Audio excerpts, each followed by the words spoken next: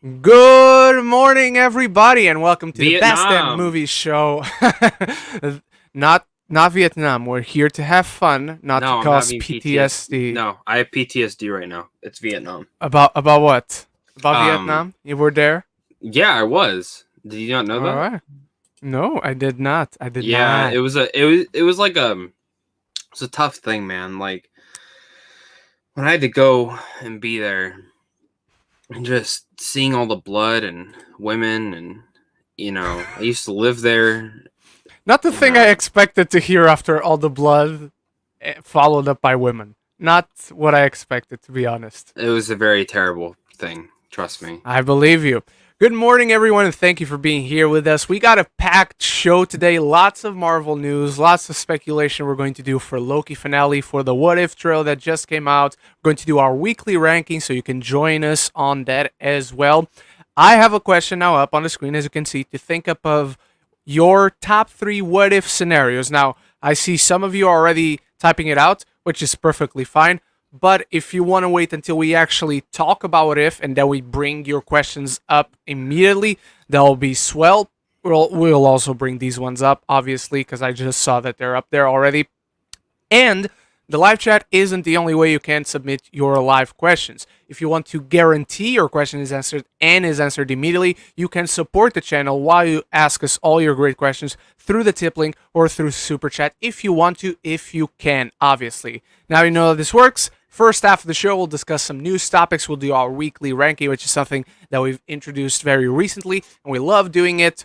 And today, Zach is starting. But before that, we got an off the top news topics because yesterday and the day previously, I believe, there was this online virtual thing called WitcherCon. And WitcherCon had a ton of news came out of this. Dates for The Witcher Season 2, which we're going to discuss.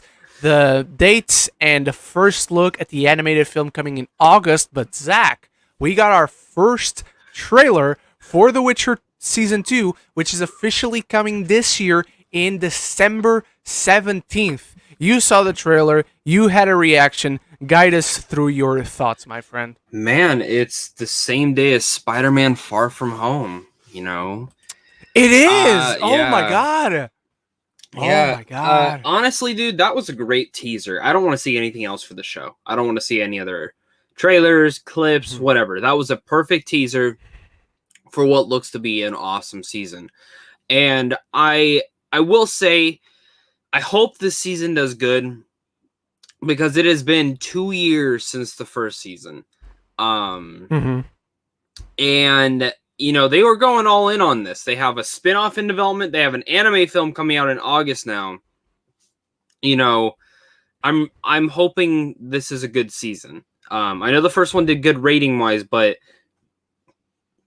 a lot of people I talk to don't like the first season. A lot of people. So hopefully it sticks to it. But I love this trailer. I thought it was perfect. I thought it was perfect. You're trying to adjust your camera, aren't you? I'm trying to focus myself. I don't know if this is going to work. Never mind. Hopefully. Hang on. Let me take the mic out of the shot. Get out of here. Come on. Focus on me. All right. There we go. I can't hear you. I think you got disconnected. Okay, I'm back. But now you're echoey. I'm echoey? Yeah. Boom. Guys, I'm back. No echo. There we go. I really like this trailer. It is exactly what you... Not exactly what you want. Obviously, that depends on the person. But it's exactly what I expected from a teaser trailer. Because they really specify teaser trailer. We get nothing of story. We get the reunion of Ciri and Geralt. We see a few more Witchers. We see Geralt training these very witchery type of training montages, which I cannot wait to see. But it feels very much like they're on the active run for the most part of the season, which I think is really cool. There was rumors about who the villains of this were going to be. Now, I'm still a little skeptical on that because those villains, like, again, I know the books and the games are different, but it seems like this season they're more adapting both, if that makes sense. Like, they're really much honing both of them. But the villains of the third game have been rumored to show up in this. Oh yeah, the Wild Hunt, which everything from this trailer kind of hints at that. Which I'm a little, I'm hit or miss on that, just because if they want to go that way, again, I've only read like 1 or 2 books, so I'm not versed with how they are in the books. But Siri, it's just a little bit weird because in the games she's like an adult when this is going on. Mm-hmm. In the show, she's still a kid. So I'm still a little hit or miss with that if they decide to do that. But I mean, it looks awesome. And I hope there's more monster hunting in this one. Like, I think we get a little bit of a glimpse of that. But the monster hunting was some of the best aspects of the first season. Yeah, I agree. And I really do like the narration from Geralt, where he's saying, "I say run, you run. I say hide, you hide." And then you have a moment where he literally says it, "Run," and just picks up the pace. I really like it. It's a really good Henry first Cavill look. has one of the best voices in Hollywood. Yes, like, his and voice best is so accents. His British accent is just enough sophisticated, but still very You've badass. You've never seen him out there, right? No, I wish. I know you've had, like walked past other people, but not Henry. Yeah, no. I walked past a few people, not too many. No, on the street I feel weird. Like, I have the urge. Like, I saw Hugh Jackman once. I was like, oh my god, Hugh Jackman! I love him so much. I couldn't contain myself if I saw. Yeah, Hugh, but on the street, it's not really so much that I would be a bother to him, but the fact that I possibly may stop someone on the street and then 100 other people see it. Yeah, that's when it becomes a problem. That would be my fault. So if it's on the street, I always hesitate. I always want to, but I respect them as people too much. Yeah, I know. I get that. I've only stopped someone if I know, or if they're not doing anything. You know what I mean? Like, where if we're like standing somewhere. Because I'm trying to remember, there was one celebrity at Sundance that no one really recognized, but I saw them and I was like, hey, I really like your movie. That's all I said. I said, congrats on the film. It was really good. That's all. The only time where I stopped someone, they were sitting down, they were standing still in their place, was Edgar Wright. Like, we were at the Bohemian Rhapsody world premiere. All these people, like, I assume they all get invited, so they're already accustomed to always seeing these celebrities and whatnot. So that was my one shot that would not be like too much, especially because I wasn't far away from him. I didn't travel across the stadium to go meet him. Like, he was sitting right behind me. So that time I was like, yeah, this one time, in this occasion, in this situation, the context makes it okay. Which it's really what it is about. It's always about context. But yeah, The Witcher Season 2 teaser, really good first look of it. Makes you aware, okay, it's finally coming. We can get excited. And we're 5 months away at this point? Yeah, 5 months away, because we're already in July. So really good. I'm giving this a night. How about you, Zach? Super night. I Super really night. All right. I almost didn't even do the reaction. I sat there and was really? Like, yeah. Sometimes I'll hit myself. I'm like, I don't know if I want to do one. I don't know. And then my ass got up and went and did it. All right.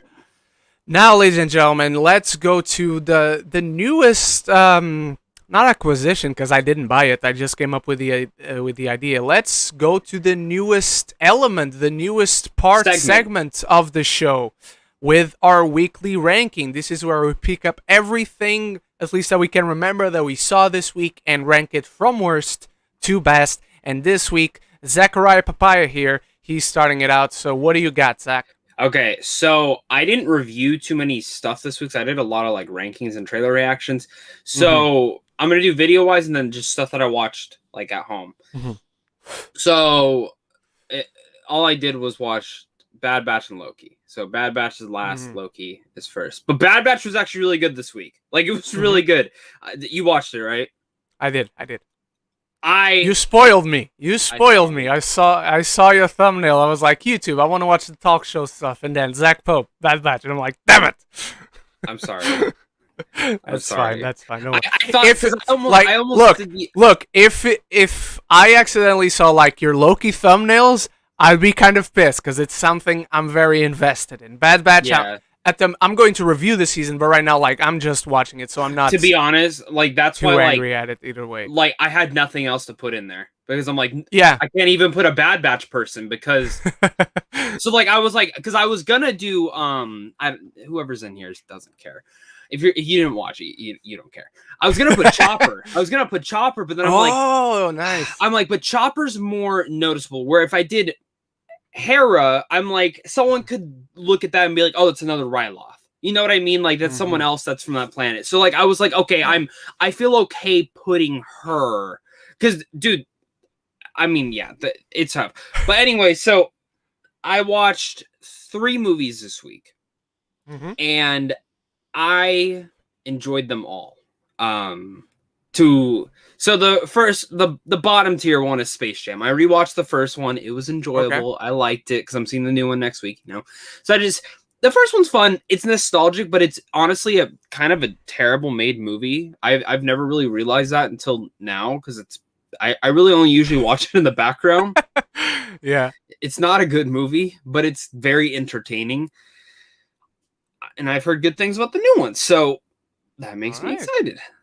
Second, and this is tough, dude, because both these other films I saw this week are fighting for like top 15 of the year. Wow. My number 2. Oh, I know which one of them is. It is. It's Pig. That's all I'll say. That's all I can say. I can't say any more than that. You can go read my tweet. Or you can go see our tweets on the Neon Instagram page. They shared yours too? Yeah, someone shared it with me yesterday. Nice, so nice. Cool. And my number 1. Yeah, someone shared mine because yeah. I don't follow Neon on Instagram. So someone sent to me their story and I'm like, holy shit, nice. Yeah. And then I just sent in the private chat. I did watch that film and that's my number 1 for the week. It's in my top 12. I loved it. I loved it. Oh wow, that's good. Okay, dude, I'm watching that one this week. I'm not gonna lie. I went in with like the trailer was fine, you know, so I was like, oh, this will be a fun movie. Like it'll be fun. I won't think, dude, the action really good. It's okay. It's a fun action film. Like I sat there and I was like, this is exactly what I want. So you can't even post like social media sentiment on it? Whoa. Okay, they said everything's held till Tuesday. All right. Let's go to my top 5. Now, I have seen Pig as well, but I didn't watch it this week. I watched it like 1 week or 2 weeks ago. 2 weeks ago, because I watched it while I was still in London. I'm not in London anymore, so it was 2 weeks ago. Pretty much agree with Zach, but since I didn't watch it this week, I'm not going to rank it. I'm still processing my thoughts on Annette, which I saw yesterday. It's playing in theaters here in Portugal. It's so weird. I didn't see the trailer, so I don't know how the trailer sets the movie up. Can you tell me the sex scene? Like, I want to hear about this. Yes. Is it graphic? I mean, depends on what you think about graphic. You see their naked bodies, but they're covering the important stuff up. Okay. But Adam Driver is singing while he's going down, like Batman should. Okay. It's not the only position where he sings. What would you say the movie's about? Because I don't even know that. I just saw the poster and I was like, oh, this is That's cool. the thing. I can't... So, you didn't see the trailer either, Is it just... No, I don't want to. Okay. I don't want to. So, the setup is basically this. Adam Driver is a stand-up comedian, very much in the vein of Bo Burnham. Like, he has music in his stand-up and whatnot. And Marion Cotillard is an opera singer, and they're together. And they have a daughter. And the daughter is Annette. The movie is named after the daughter. But there's a choice they make with how they cast the daughter that is constantly weird and creepy as fuck. Is it a spoiler? I don't know, because I haven't seen the trailer. So that's why I'm not saying it, out loud. Who plays them? I want to go see. No, I can't say that. But yeah, it's unintentionally creepy, but it's intentionally like curious. I'm like, oh, you went this route. Why? And there's no clear answers to anything. There's part ghost story. There's part commentary on fame and the state of Hollywood and celebrities. It's a love story as well between a father. Is it like a straight musical the entire time though? Yes, they constantly sing. I will say this, one clear issue that I have with the film, one of the few things that is clear about the film, lyrically, it is very weak. It's a bunch of, what are you doing? What are you doing? What are you doing? No, because the lyrics in Les Mis are awesome. I'm saying, like, the lyrics in these songs, a lot of times just repeating the previous line or using the same word to rhyme. Yes, the melody, the music itself, the instrumentals are awesome. The lyrics are very weak. It's an extremely weird movie. Like, the general audience is not going to get with this film. I can guarantee you that. Like, it's not even... I'm 1,000,000% sure that the general audience will not vibe with this film whatsoever. It's very artsy, very artistic, open to a lot of interpretation, which I welcomed, I enjoy, but it's also because of that I'm like, what is this movie? Because I'm fascinated by it. So if that gives you any indication about how I felt. All right. I also watched something yesterday that I cannot talk about, but I will rank it. I will say it's coming out at the end of the month, and my review for it will be up on Monday the 22nd. That's when embargo lifts. Is that what we've talked about for a bit? I don't know. Tell me in the private chat where you think it is. No, it's not. Okay. I don't think so. All right. So, for my actual ranking, finally. So, in last place, I will have The Bad Batch. Because it's fine, it's watchable. I don't feel as strongly about it as I felt for most of the season thus far. I hope the back half kicks his ass. Same. But we're already in the back half, and it's not kicking ass. So I'm at this point, I'm officially worried. It's a perfectly fine episode. It's cool to see Era, but the episode itself is okay. Another one. Number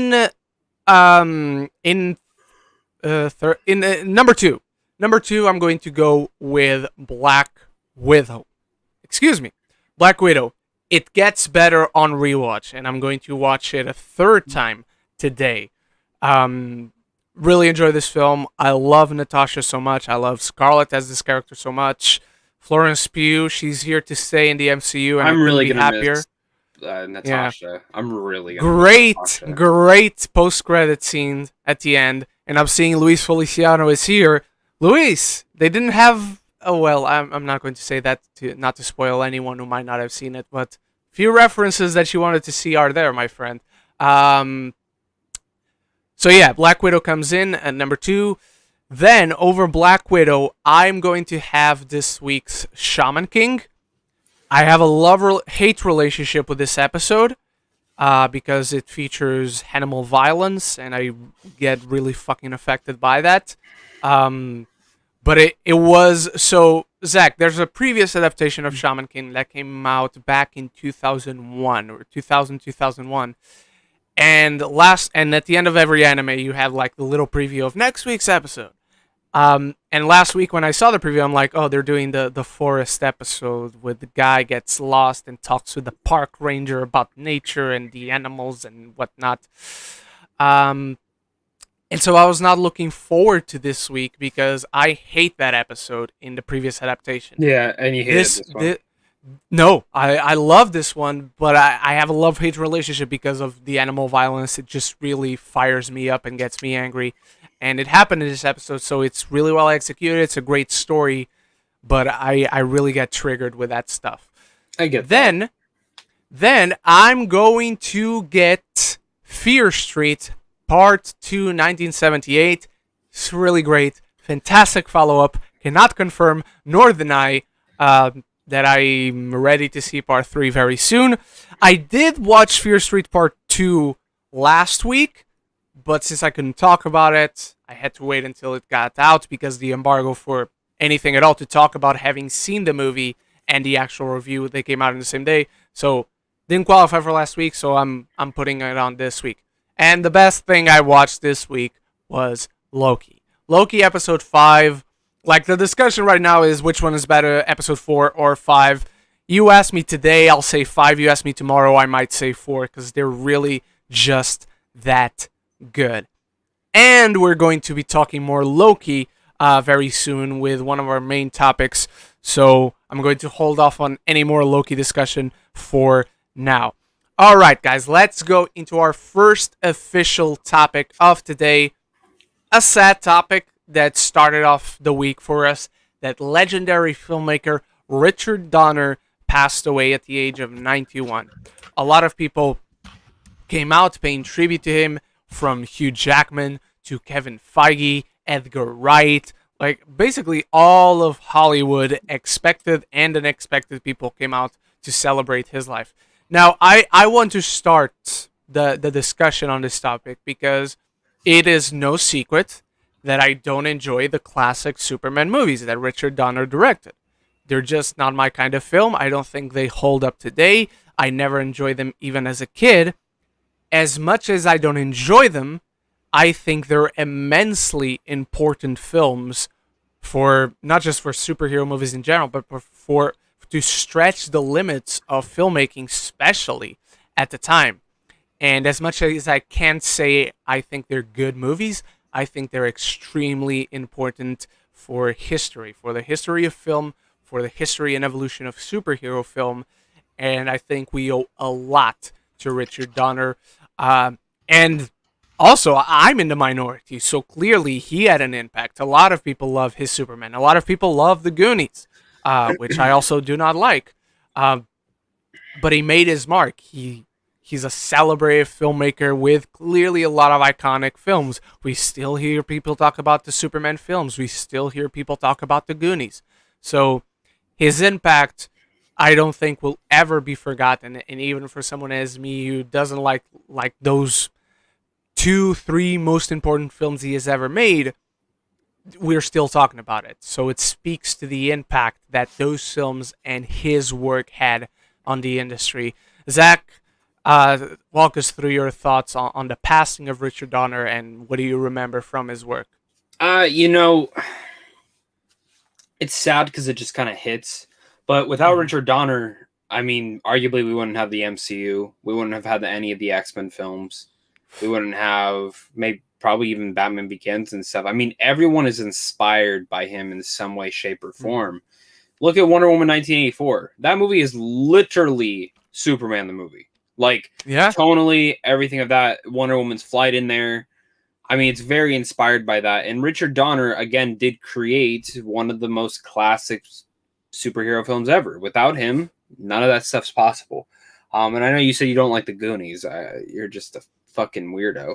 But it's okay. It's okay, Ren. It's okay. I know it is. I forgot that he directed the Goonies. There's films that I forget that he directed. So it's a sad one, but he lived a long life, man. It's not like it was something super tragic where it was like young guy passed away. You know, he lived a long, long life. So rest in peace, Richard Donner. It's true. Rest in peace, Sir Richard Donner. We will miss you. We'll miss your work, and we will continue to celebrate. Like, again, I don't like his Superman movies, but I'm forever thankful because it's because of that I have my beloved MCU and all of that. So thank you, Richard Donner. All right, Zach, why don't you take us into our second topic, which I'm so excited to talk about. This news broke on Tuesday. I couldn't believe it. Yeah. We're going to spend a lot of time on this topic, let me tell you right now, because there's a lot to discuss. Mine and Ren's inspiration, Chris Stuckmann, the film critic, guys, is going to make a horror movie called Shelby Oaks about missing paranormal investigators. The project will chart the story of fictional mid-2000s U.S. paranormal investigative team called the Paranormal Paranoids. Multiple found footage videos have surfaced online in recent months that prompted horror and alternate reality games. Fans speculate about the veracity of the case and whereabouts of the investigator. One video uploaded last week appeared to show the abduction of one of the group known as Riley. Paper Street will be helping Stuckmann do this. And this is huge, man. And watching Stuckmann's video talk about this, it kind of just shows how passionate he is about this. And this is the kind of way that I took it in that video, and he didn't have to distinctly say it. He gave them another script. COVID happened. They liked that script. probably was a little bit too much money wise, but they probably said, "Hey, we have this idea. If you do it and you do good, maybe we can go back and look at that script," which is how a lot of studios work. You know what I mean? Mm-hmm. You do one for us, we do one for you. And I'm gonna be honest, man. I can't imagine this being shit. I seriously cannot imagine this movie being shit. Is it probably gonna be on the lower end budget wise? Probably, but I could see it getting at least like 2 million, 3 million. Actually, let me look up, because their last film they put out was Pale Door, and I have not seen Pale Door. Me neither. So let me look up the budget on this movie, and I'm going to assume whatever that budget is, that's probably around what this one's going to be. Yeah. What do you think it is? The box office was only 21,000. It's a smaller film. Okay, just but again, this came out. Yeah, this came out, I think, during the Just pandemic. answer me this: are we in the millions? Well, let me tell you, it's not even recorded. Oh, so there's no way to guess. Nope. Oh well. Cool. Maybe I can find something else from them while you're talking too. But I love this, man, and I love the idea. Mm-hmm. I love the concept. I'm really impressed. Mm-hmm. I'm super happy for him. Like you brought up, he's mine for sure. The main inspiration that got me not only to talk about movies on YouTube, but to watch movie reviews on YouTube in the first place. I was like, oh, what's this? He's talking about movies? That's fucking awesome. And he's always had a passion to make film like myself. So I always connected to him on multiple levels. I'm very happy to see him finally get his shot at something. And I've seen a lot of people talk about, oh, I never heard about this production company. Oh, we're never going to hear about this film. Of course you haven't. He's not going to get a fucking Marvel Studios contract to direct his first movie. Well, the horror community knows this production company. They've done a lot of horror. And they actually, one of the films in post-production right now is called The Old Man, and it stars Stephen Lang. Ooh, nice. Like already, but yeah, it's a very small production company. I personally had never heard of them. I personally had not even heard of their film, The Pale Door. But of course, this is how you get started, and it's very much in his wheelhouse. Chris has always very openly been passionate about horror film specifically. So this is what he's passionate about. Like, you watch his skits, the skits that he's done throughout the years, and he's done several and in several genres. But the one you clearly see him dedicating most of his time and work and passion to is when he does like the Halloween specials, and he has this whole setup, this whole story. Yeah. He and his wife went to the cabin and he reviewed films there, which is awesome, very original, very engaging, and it shows his creativity and passion for the genre and to get you engaged and attracted to what he's doing there. So, look, I don't know, like Zach, if this is gonna be shit or not. Not to say it would be. Not to say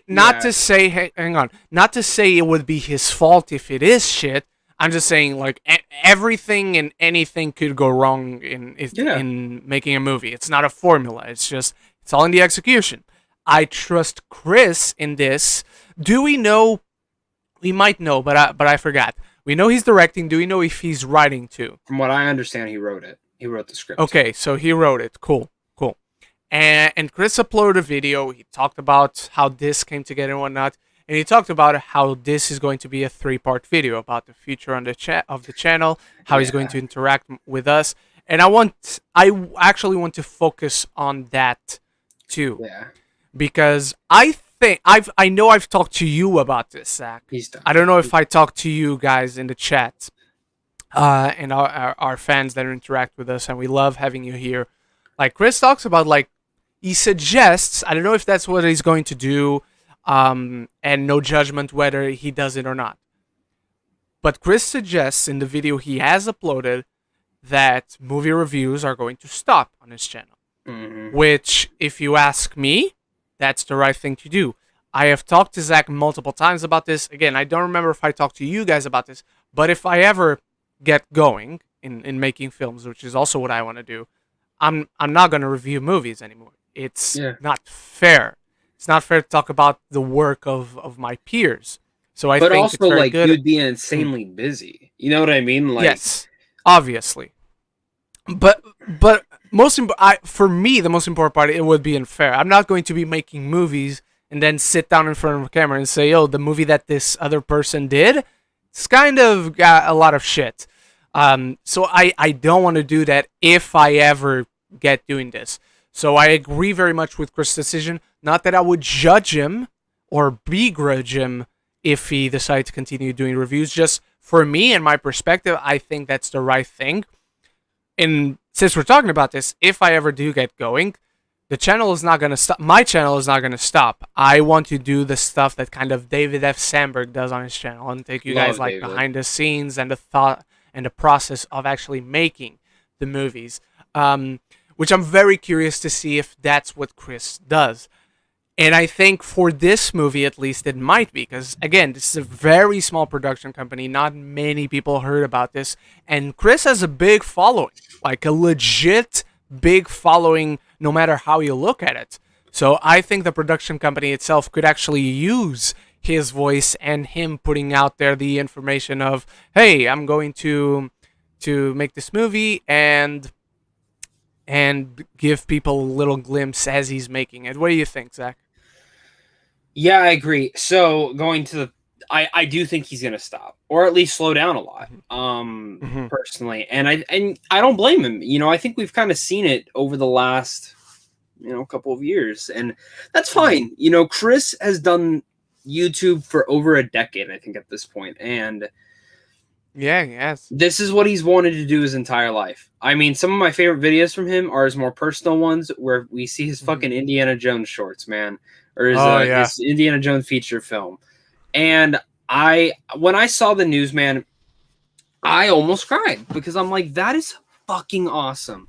And especially at the Jehovah Witness stuff that he talked about earlier this year, I'm like, this hits so hard because it's like, out of anyone that deserves this, who has worked their ass off, to get where they are, it's just a win story, I will say this. I do think the film's going to be good. I think a lot of us just need to remember smaller budgets type thing. You know what I mean? I think that's the thing. Very small. As it should be. As it should be. Yeah, and I mean, guys, the Paranormal Activity movies are pretty cheap. Blair Witch are cheap. Yeah. Almost every found footage film is cheap. This film's going to be on the cheaper side, but I think with Stuckmann's directing and writing, that's what I'm interested in. Now, I have not seen any of his shorts. I still have not. Oh, you haven't? I don't even think they're available online.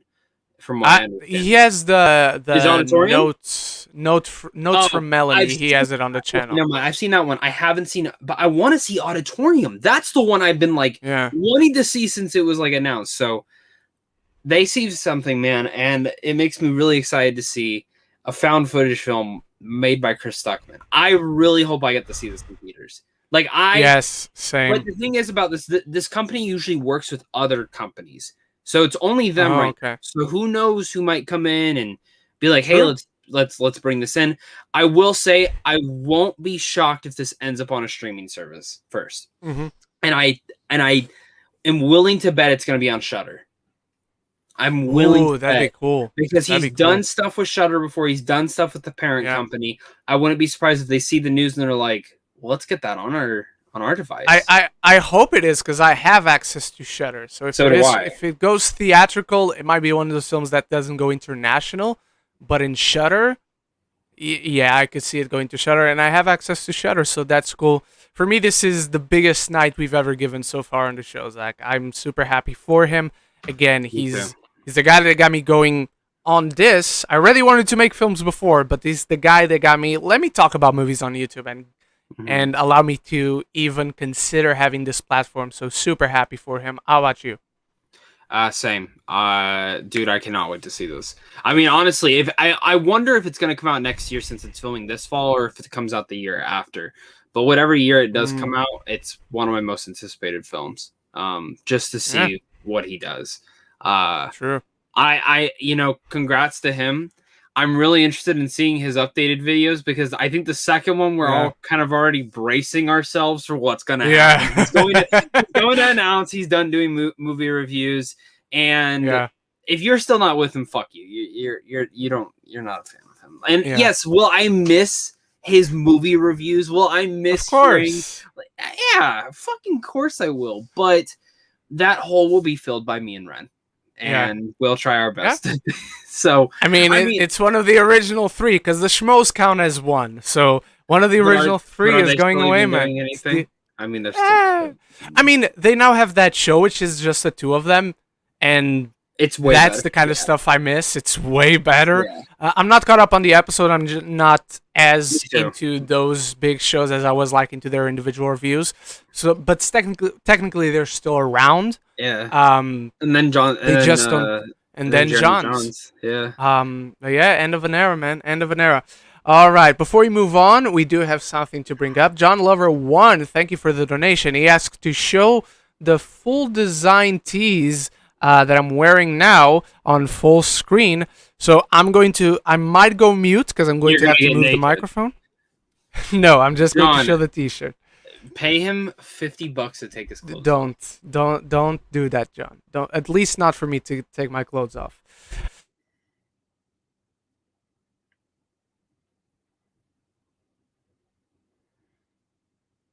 This is a Cowboy Bebop t-shirt. We got Vicious. We got Faye. We got Spike. We got Ed. We got the dog, which I forget the name, and the lover, which I also forget the name, and then we got Spike Spiegel here. This wasn't Spike. This is Jet Black right here, which is an awesome character if you haven't seen Cowboy Bebop. Zach, you do not have a design, I believe, so I guess this was... No, don't mute me. No, I don't. But this is my outfit from Pig. This is something that like Nicolas Cage would wear, so I thought it would. True, it's very true. All right, thank you so much again for the donation, John Lover. We appreciate it. Thank you for supporting the channel. All right, our third main topic, ladies and gentlemen, is Black Widow. It's finally out. It's on Disney Plus with Premiere Access, and it's in theaters in most places, I believe. I was able to see it on Wednesday. Zach fortunately got the screener, so he was able to see it around a week ago or so. Zach, the MCU is back on the big screen, where it all started. I know at first you didn't watch it in the theater. No, I did. But I saw it in the theater. You did? Oh, it was a screening, not a screener. Yeah. Okay, good. So, how did it feel, man, to start a movie, see that Marvel Studios logo opening up? That's the best feeling, dude. Because like when I watch the shows at home, that's my favorite thing is when the Marvel Studios thing's going on. I'm fucking sitting there, fucking flipping out. It's like it's the same thing as like when the Mando. It's kind of like when the Mando theme goes, and you're like, "Fuck yeah, man." Fucking time. Fucking time.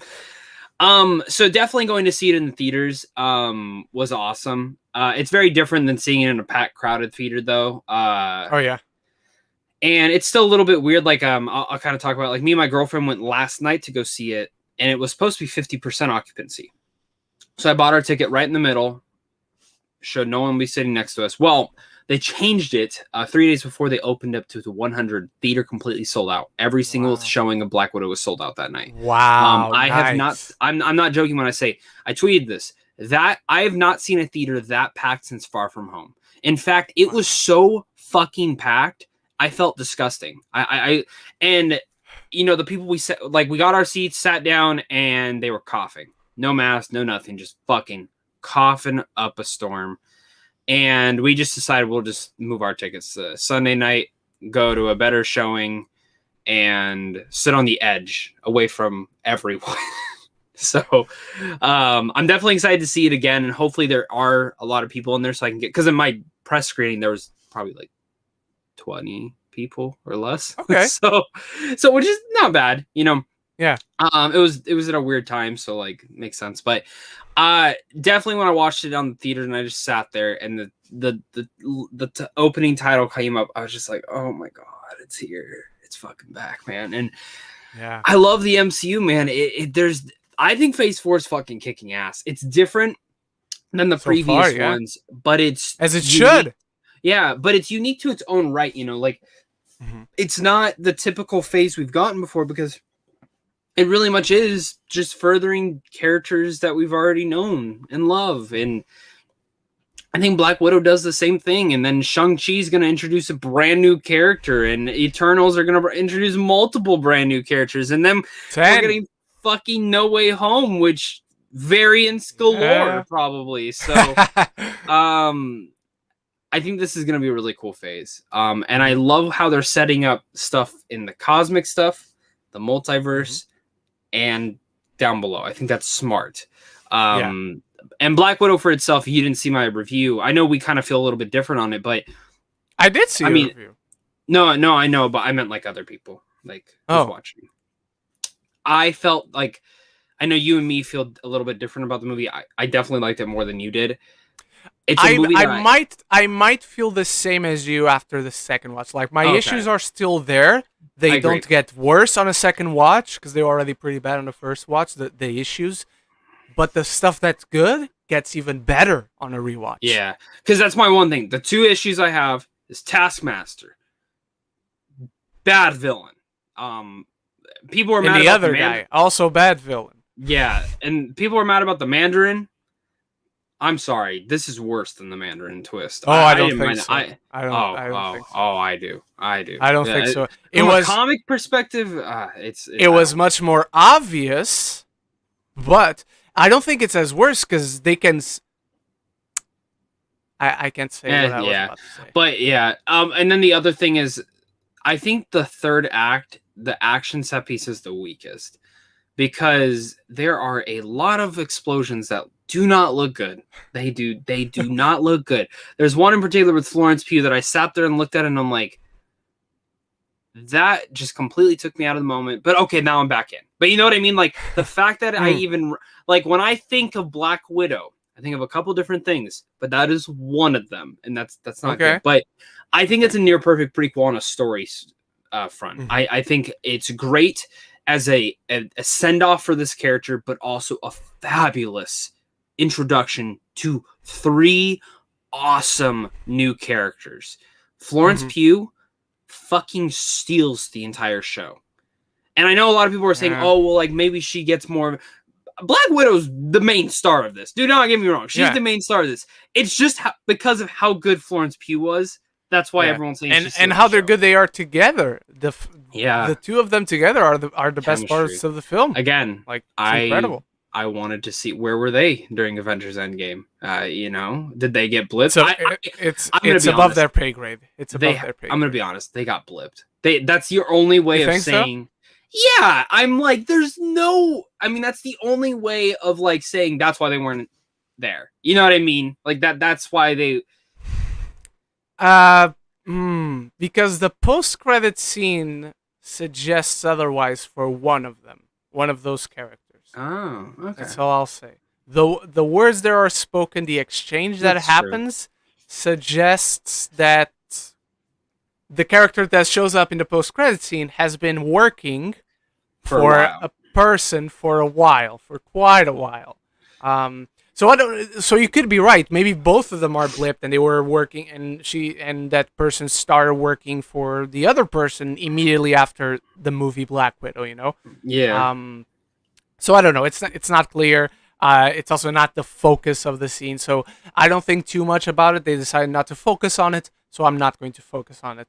But yeah, man, that Marvel Studios logo kicking in, the audience at the end of my screening applauded. Yeah. They pumped. The row behind me. What does that mean? When I was like, "Fuck yes!" When something shows up in the post-credit scene, a picture on an iPad. I was like, "What does that mean?" I'm always that's the guy my favorite thing stuff. Is when we hear people around us and we're sitting there like we already know. You know what I mean? Because like the general audience doesn't know about certain things that are coming up in projects or that are like maybe have rumored already. And like for us, as we're sitting there, it's like, okay. Like I remember when I saw Infinity War, this lady next to me and my friends were like talking in our seats as we're waiting for like, if there's a post-credit scene, she turns to us, please tell me there's another one. That's all she said. And to her, she probably didn't know there was Avengers Endgame that's already been Yeah. filmed. So we were able to be like, yeah, there is another one's coming out next April. And she goes, oh, thank God. Yeah, and look, I went to see Black Widow with my best friend, and he hasn't seen the MCU shows so far. And it showed me how great Marvel is being at how they handle their universe. The more you watch, the more you take away from the stuff you watch. But if you don't, you can still understand it. And the reaction that I've been seeing constantly about people who don't watch everything, is when things do connect, they get curious and they get more interested in watching the stuff they're not watching. Because when that post credit scene hits, Zach, and that person shows up, I'm like, oh, you haven't seen this certain thing. You have to watch this certain thing because they're gonna connect. It's gonna be really cool. Well, so and my friend got pumped. So my girlfriend hasn't seen Falcon and Winter Soldier. She watched the first 2 episodes, didn't like it. I told her, I was like, you should probably watch it. You should probably watch it. Because I gotta be honest, you know how they announced that like that person was supposed to show up in Black Widow first? I wonder if they reshot that end credit scene. Because I don't think so. The way they, like, if I would have seen that end credit scene before seeing Falcon, I would have sat there and been like, who the fuck is that? They don't even say a name. That's the they don't even say fucking names. So that's why they do. The full name though? Like, no, just hang on. I didn't think they said the full name. No, they say what I just sent you. See, but that's still the thing. I felt like it was. I don't know. I feel like they were subtle enough to leave you curious, but for us who know what that is, we're like, oh shit! All right, nice. Yeah. I'm really curious to see where that ties in, though. I know we'll find out later. It's pretty obvious where it ties in. Well, I know, but you know what I mean. Like, how does it? Yeah. Like, how big of a thing does that have? You know? Mm-hmm. Yeah, I'm with you. I'm just happy. I think it marks not only a new age officially for the MCU, it's also the first time a movie is actively tying into a show and not the other way around. That's all we'll say. Bring on Shang-Chi, baby. Bring on Shang-Chi. Bring on everything, man. The MCU is back. It's saving cinemas. Black Widow is making cash, which is awesome, despite it being on Disney Plus. It's their first success on Premier Access, by the way. Well, Cruella did really good. Cruella did really good on Premier. On Disney Premier Access, I heard it didn't. It did 600,000 households, so then that's like $25 million still. Okay, plus the theater, I guess. I just heard that it didn't do very good, or at least it didn't do as well as they expected.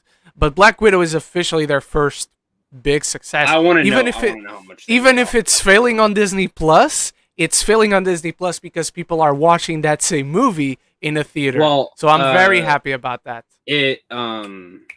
What is it? Black Widow. When I stayed up for Bad Batch, I had 5 friends who were tweeting. They're like, "Hey Disney, why can't I watch Black Widow?" They bought it, and it literally came up with error. So it crashed. Wow. It fucking crashed. Yeah. So it sucks that it crashed, but it's a good sign. It's a good sign. All right, Zach, I almost bought it to watch at home, and I'm like, I don't want to give into that model. I can't do that. I want to go see it. Yeah. All right, Zach, why don't you take us into our penultimate topic? All right, guys, biggest thing ever. We're talking porn now. Loki upcoming finale. What do we expect? Man, fucking shit. Ren, I'm going to tell you right now.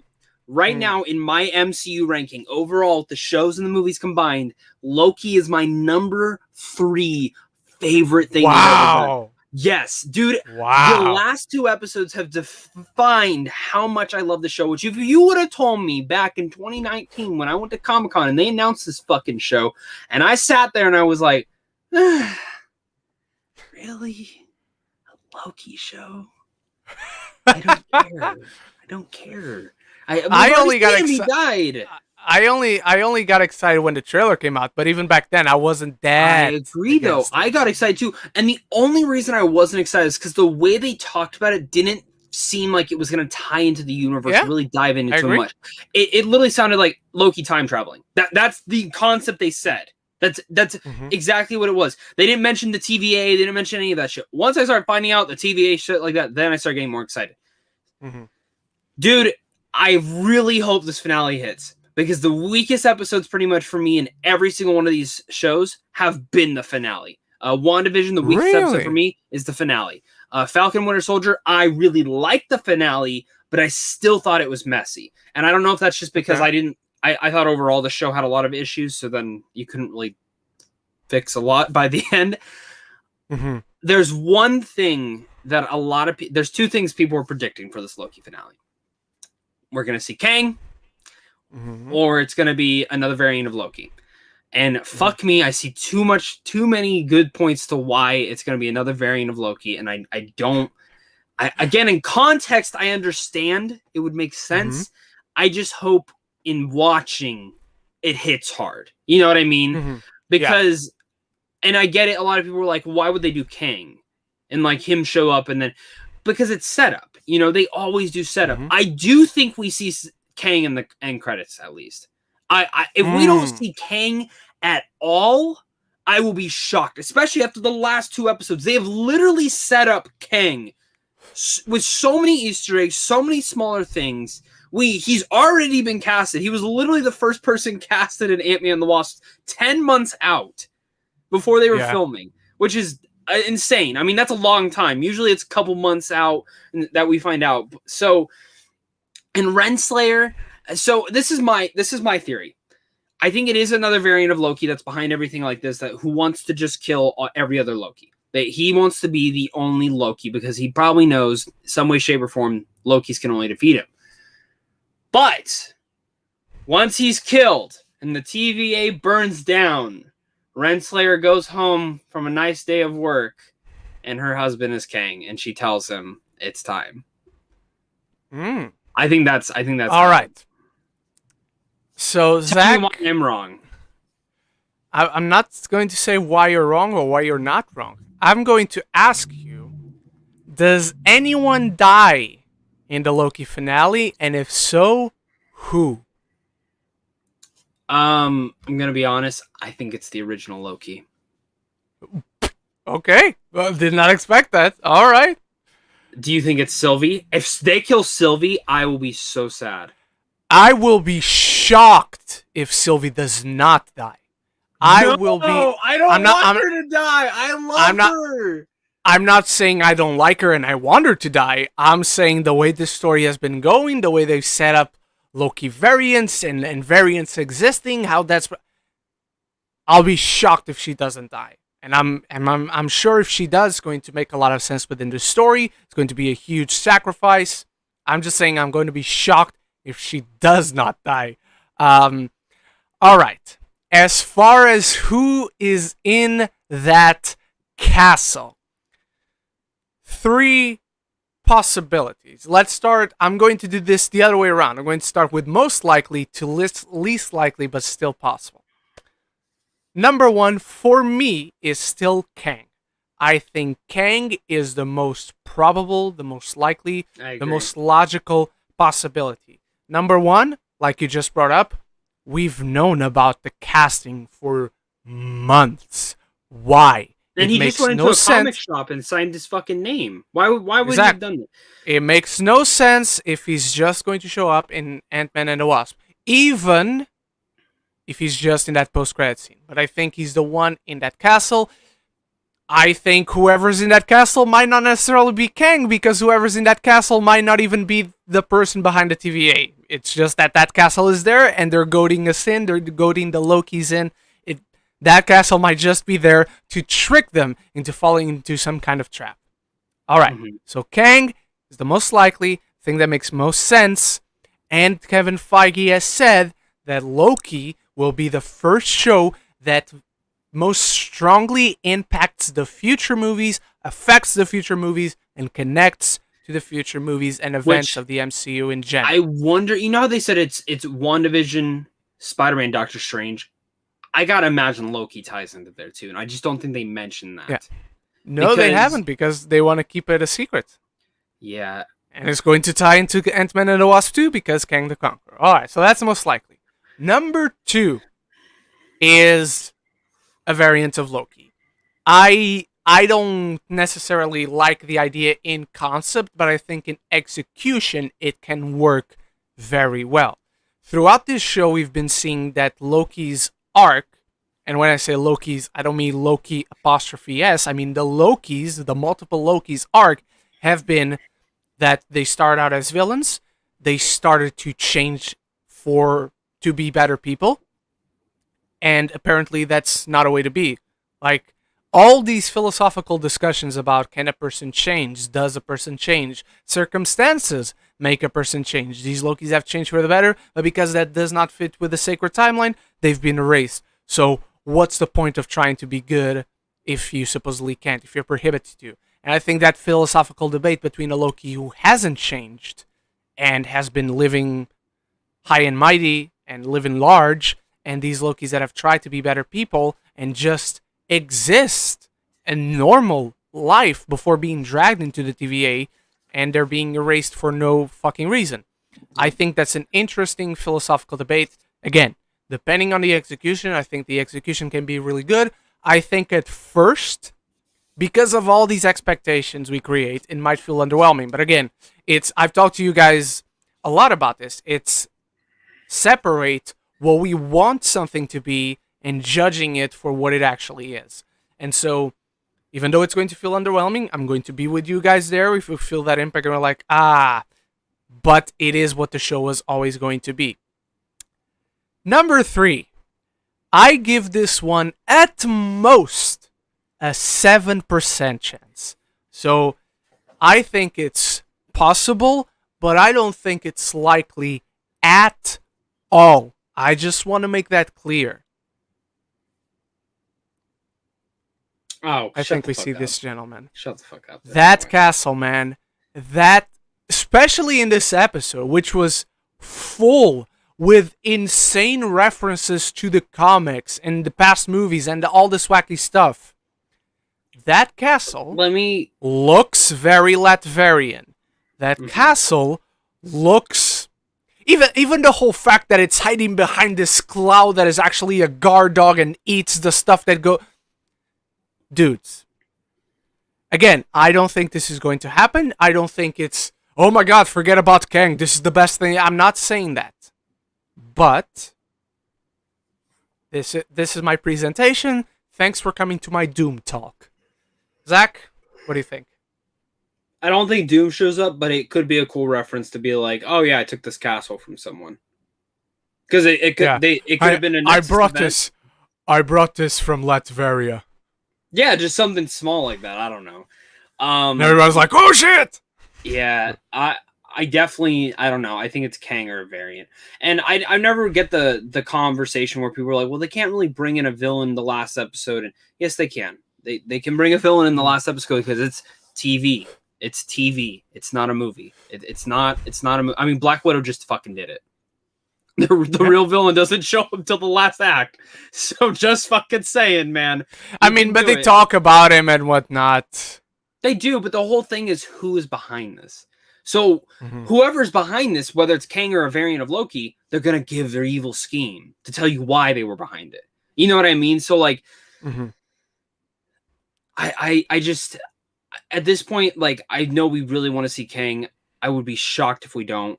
I got to be honest. The only other place I could see Kang showing up before Ant-Man is Eternals or Doctor Strange. Really? I could see him showing up in either. I think Doctor Strange is more likely than Eternals. Okay.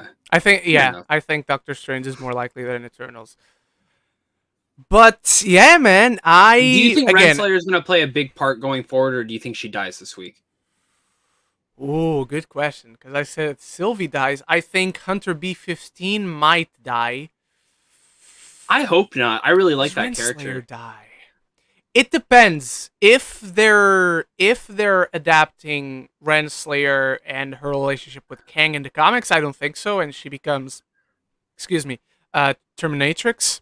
I think there's Okay. a good chance she sticks around, even if she doesn't adapt the name Terminatrix, but she still does what Terminatrix does. I Yeah. think there's a good chance. You think Mobius Because dies? no, I honestly don't. I'm not saying no, 100% he doesn't. I'm sure of it. No, I just right now I don't think And he does at my all. other thing, do you think he's a variant of Loki? Like I everyone's. think so. I You think so. do? I was the first one to bring that idea. Shut up. Do you think all of them are variants of Loki? What do you mean by all of them? All the TVA? No, no. No. I think that would be ridiculous is the wrong word to use in a show like this, but I think that would be the real underwhelming. Like, forget about being another Loki behind it all. The real underwhelming thing is like, oh, everyone has always been a Loki and only Loki variants. I'm like, really? I gotta be honest. I hope Owen Wilson somehow stays around in the MCU because I really like him in here. I don't want any of the characters to die, man. When He's gonna be Jet Ski Man. Yeah, which spoilers if you didn't watch last week for any reason. I was so sad when Richard E. Grant died. Same. But glorious death that he had. But you never know. He fooled the Mad Titan. He could have fooled the dog. So who knows? True. But I think that's interesting because now that makes theories of, well, did Loki actually die on Thanos' ship? Yes, he did. We don't know. We don't know. He did because Richard E. Grant's classic Loki detailedly explains that he was an illusion and he hid behind some debris before Thanos could catch him. He didn't even try the dagger thing. This Loki got his neck snapped in Thanos' grasp. So I think they're... But reality is, this whole world can open up now. The thing is, if they wanted to bring back Tony Stark tomorrow, they fucking could. They could do it. They could do it as another variant, or they could bring Robert Downey Jr. back. I mean, Robert doesn't want to do it anymore. I think he's done. But you know what I mean? This is how you do it. Yeah. So true.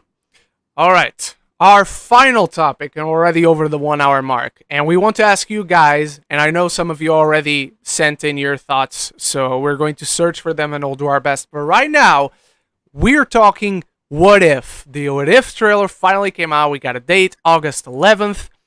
Very promising trailer. But Zach, I actually want to know, outside of what we've seen in the trailer, and by the way, it's going to be Chadwick Boseman's final performance as T'Challa Star-Lord. When they had him talking, I was sitting there, I was like, so they really did get him. I was like, that's why he has like the most prominent talking role in the... Yeah, true. Trailer. But apparently Doctor Strange is not voiced by Benedict Cumberbatch, but it sounds so much like him. Yeah, I remember I was like, Tony was off, and I was like, if that's Robert Downey Jr., he's constipated or something. So it makes sense that it isn't him, though. Really good impressions, by the way. Question: is it Michael B. Jordan for Killmonger? Yes, it is. It is. It is. Cool. It is. But yeah, Zach, tell me your top 3 what if scenarios you want to see. Not necessarily stuff that we've had. Like a season 2. It could be anything. It might show up in season 1. Maybe leave it for season. Just what if story would you like to see? So I said one to Leo. I said I would love to see Peter Parker, but he's raised by Norman Osborn instead. I think that would be cool, especially if Norman really does show up in this one. Another what if I would love to see is, or how about you go next? Give me one of yours. Okay. And then I want to see what if Captain America had agreed to the Sokovia Accords. Oh. And would they both have agreed? Or still okay. Yes. Okay. I'm gonna have mine. What's another one? There's so many possibilities, you know. And then the poster, dude, it brings up so many questions, like Vision looking like Ultron with the Infinity Stones on his chest. And then is that Spider-Man with the Sorcerer Supreme, or is it Doctor Strange in the Spider-Man suit, or then they're doing Marvel Spider-Man zombies in here too. Now, do you think every one of the shows are going to connect? Seems like they are. Okay, so before the trailer, I would say no. Like the episodes are just going to be the Watcher. Hey, what if this had happened? But apparently, with what the trailer suggests, it's Doctor Strange traveling to these worlds where these different scenarios happened. So that makes me wonder, because they announced that they're doing more animated shows. Yeah. That makes me wonder if they're gonna make their own little Marvel universe. Like Hmm. that's their universe, is whatever What If is, which was actually that'd actually be pretty cool. Like if like Yeah. they continued these stories. So adding in there, I would have loved I want a What If that details what if Obadiah Stane was the one that actually built the Iron Man suit, or like had gotten his Okay. hands on it and Tony had died. I think that would be really Okay. cool to see, like, what is the outcome of that. Because in Hmm. this world, it doesn't seem like there's an Iron Man really, besides the one that's Yeah. with Captain Carter. But when it comes down to him, he never had to build it. So Yeah. True. On as far as my second thing, I'm going to go with what if Thor had never become worthy back when he came down to Earth and he never got ah, to raise the hammer again, and someone else did. yeah, Um. So yeah, that's my second one. How about you? okay. What if Taskmaster did not suck? No, well, no. well, they But no again can say that. yeah. Mine would be what if Scarlet Witch and Quicksilver never joined the Avengers? What if they always Oh, were the I was that this would not be my number one, but it just reminded me. What if Scarlet Witch had been the one to die in Age of Ultron and not Quicksilver? That's a good one. That's a good one. Yeah. All right, my number one would be what if Bruce Banner's experiment with becoming one with the Hulk had gone wrong, and therefore the Maestro Yeah. takes over and he conquers the the Marvel universe. Period. Not Which, cinematic dude, because it's I on just TV. in the Avengers game, he's like Mhm. in new DLC. Oh, Fuck nice. him. He is fucking hard as shit to kill. Also, Yes, he it's can't be dumb killed. because when you start the mission, the profile picture is Maestro, but he doesn't show up to the last 5 minutes. Oh wow, And I'm like, that sucks. why would you even show that in the picture? Yeah, So, but dude, yeah, he's fucking hard to kill. He's hard to yeah. kill. In the comics, he's impossible to kill, literally. Yeah. All right, let's see some of you guys' answers. West Movies TK, what if they had used the Ant-Man strategy on Thanos? What do you think, Zach?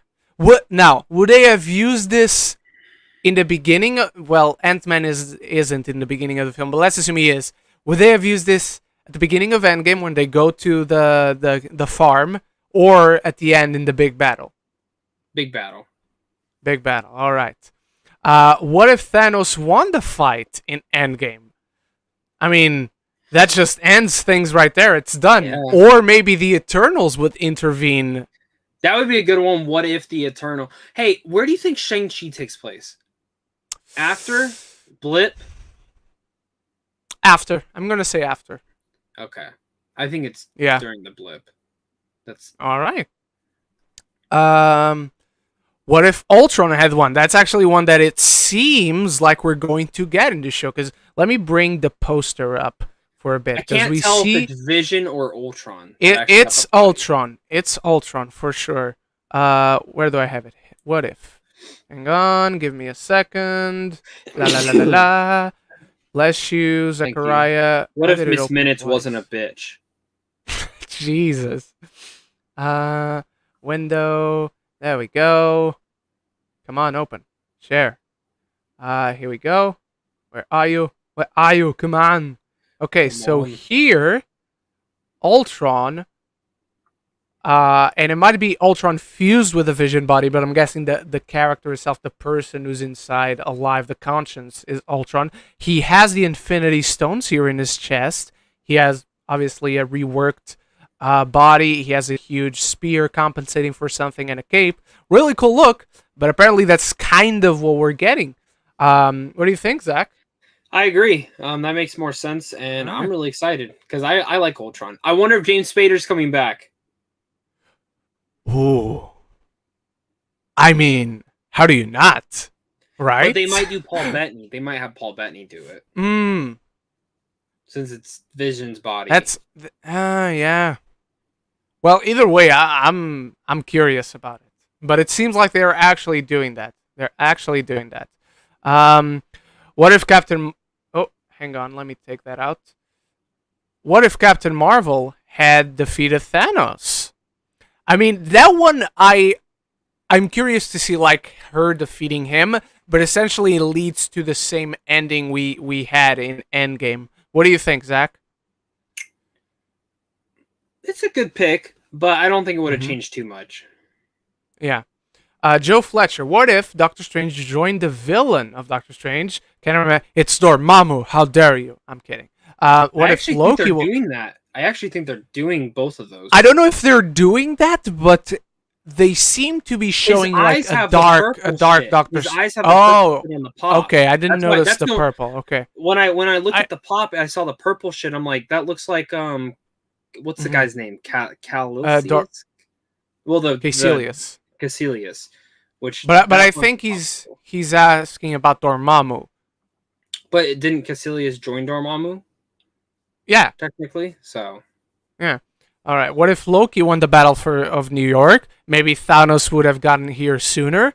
What if Thanos joined the Avengers, which has actually happened in a comic and not in a what if scenario? He actually did join the Avengers. He had to. I don't think he was the leader, but he did join them. All right. Luis Feliciano, what if Civil War had not happened? The Avengers would have gone against Ross and the entire government. Well, yeah, it's basically the what if Cap agreed to. It essentially goes down the same route. What if Thanos joined the Avengers and Hulk to Thanos' place? I want to see that. Again, Hulk kicking ass, being a villain. I love those scenarios. Dude, what if Ren is cast as Venom? I don't like this one, James. Gonna be honest with you. I don't like this one at all. I got one. I have another one. What if Hawkeye? What if the entire Avengers team died in Endgame and Hawkeye was the last survivor, and they did Old Man Hawkeye, like a version of it? That exists. So, ooh, I don't know. Like, if you said the Avengers still won in Endgame, but they all died except for Hawkeye, I could see a lot of potential there. With Thanos still winning and Hawkeye being the only survivor, I don't think he would last too long. That's my only hesitation when it comes to that scenario. Mm-hmm. Like, there's also an old man Star-Lord in the comics. Yeah. So that one I could see more. Because Star-Lord can pick up a ship and he can run away. So... yeah. For the start of a story, like him showing, I don't want to call him a coward because he then would have an arc where he would come back from that. But as a starting point, that would be interesting with Star-Lord. Do we have any more what ifs? No, not here. I see a lot. They're all at the bottom, so we can probably start taking questions and kind of just grab. What if Captain America recruited Spider-Man and mentor him? That's interesting. That's an interesting one.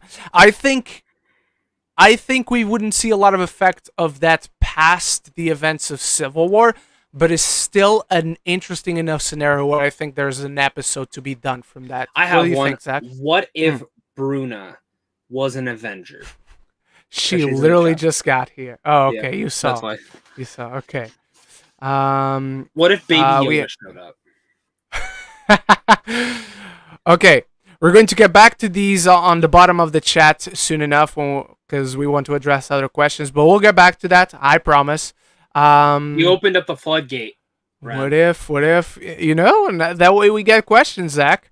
R.I.P. to Richard Donner. Favorite movie from Peter and Bobby Fairley, and do you like their style of humor? I have seen very few movies from them. It's easier to talk about the movies I have seen, which I don't remember off the top of my head, than the movies I haven't. Their style of movie works most of the time. They've also done some terrible shit. But their style of humor can be good. I think they can be good. They have been good. It was only one of them that directed Green Book. Otherwise, I would say Green Book. How about you, Zach? I was actually going to say Green Book, but only one of them did it. Osmosis Jones. I don't care what anyone says. That movie's fun. They did that? Yeah, they did. Both of them. I've actually. There's two of them. Well, the Farley brothers. Like. Oh, the far. Okay. I thought you were talking about both the Osmosis Jones movies. Something about Mary's funny as well too, though. I never seen that one either. Oh, dude. I put it off for the longest time. Yeah. Richard Donner will truly be missed. The Goonies is my personal favorite from him. See, I know I'm in the minority with what I said, so you're clearly in good company, Tony Movie Chappie. Chris Stuckmann has truly come a long way. Apparently that he was, yes, he talked about there early in the year. It's big revelation. Clearly got a lot out of his chest there. So good for him, and we're super happy for him. Joe Fletcher. Thoughts on Hugh Jackman? Oh, how did I not think this was coming? Thoughts on Hugh Jackman posting a picture of Wolverine's claws and a picture of him and Feige. Could he be teasing a Wolverine return in some way? Now, if you ask me, do you want to see him return as Wolverine in some way? I would say 1,000,000% yes. 1,000,000,000% yes. Do I think the posting of the claw and a picture of Kevin Feige means anything? I honestly think he was just fucking with the internet, because Boss Logic posted that graphic, because that graphic from what Dave Lee told us 2013, right?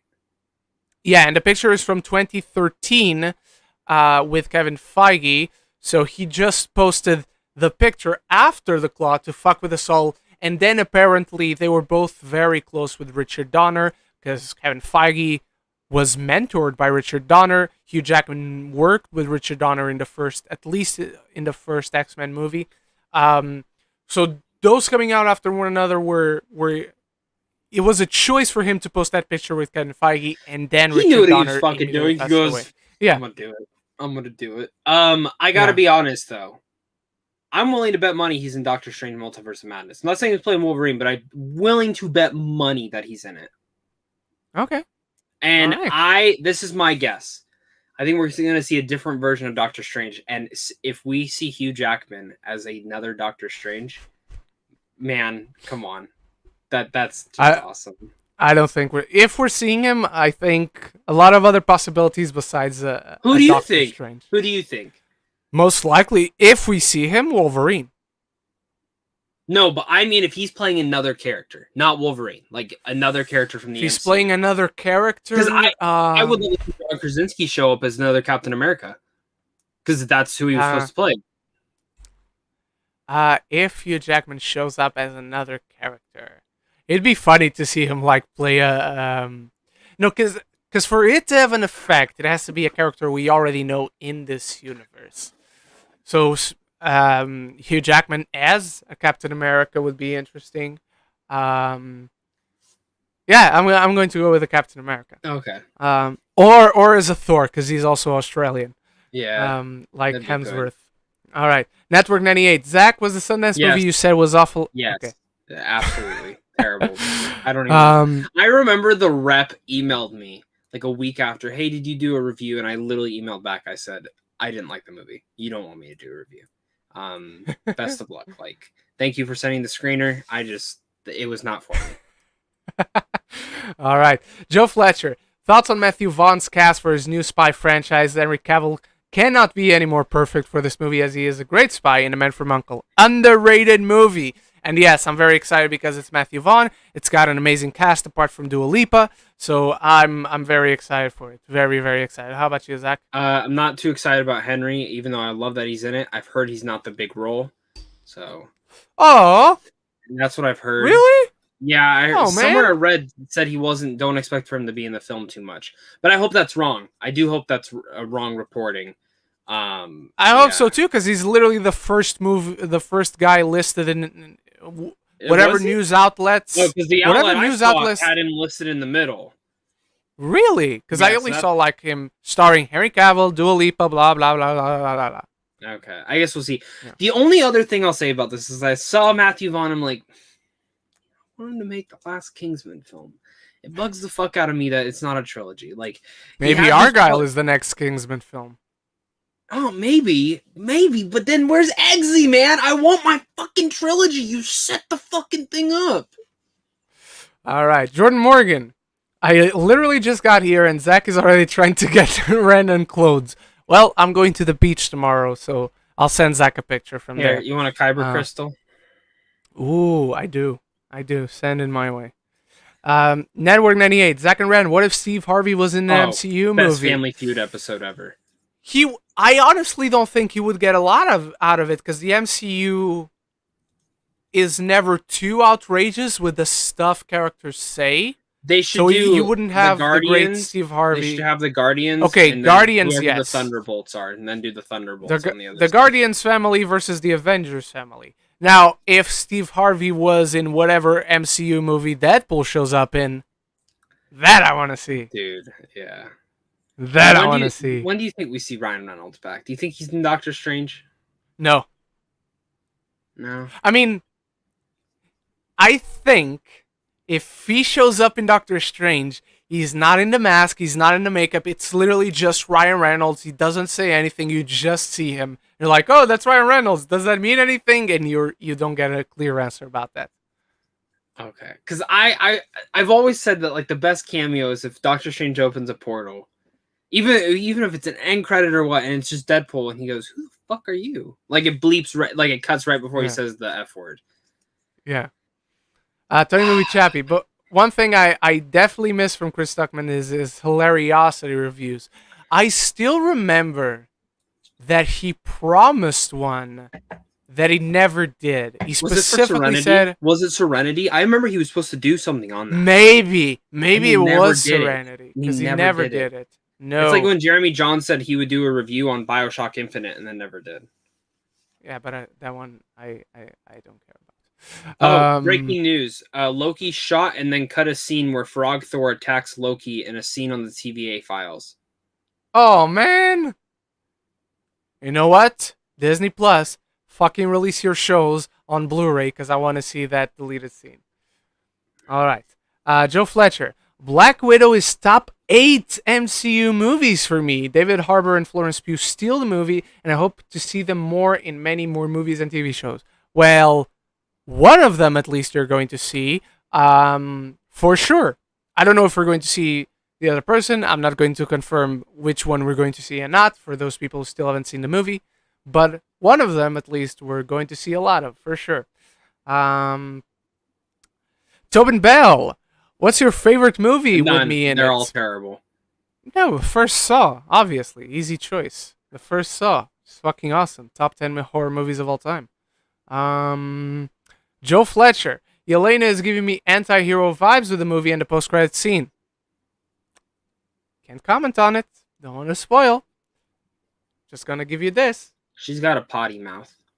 She's got a potty mouth, yes.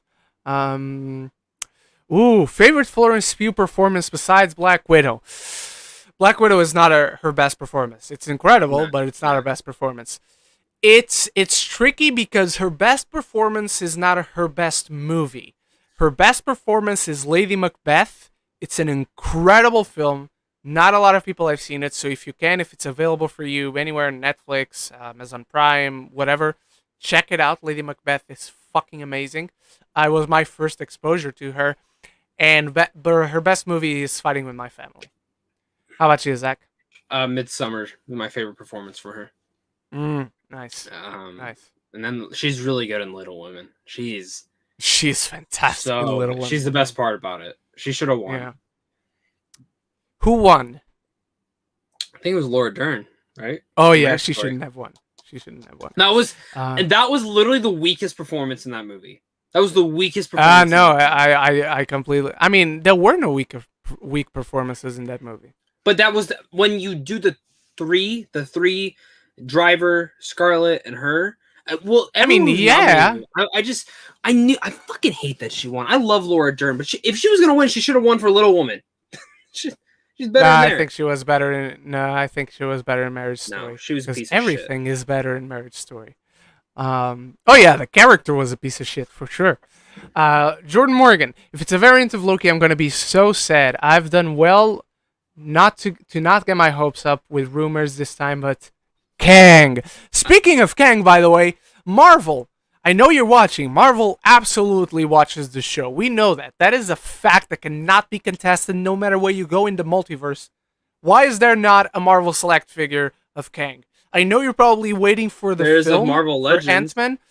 Fuck Marvel Legends. I have Why is there one. not a Marvel Select figure of Kang? I know you're waiting for Ant-Man and the Wasp. I don't want just a film version of it. I don't want just the Jonathan Majors version of the figure. I want a comic book version of the figure. Okay, please fucking release a figure of Kang. Because I have all the major villains. Doctor Doom. I have 3 Thanos, Anti-Venom, Carnage, Venom, Ultron, Magneto. Magneto, Loki, Juggernaut, Abomination, Fin Fang Foom. That is actually Marvel Legends.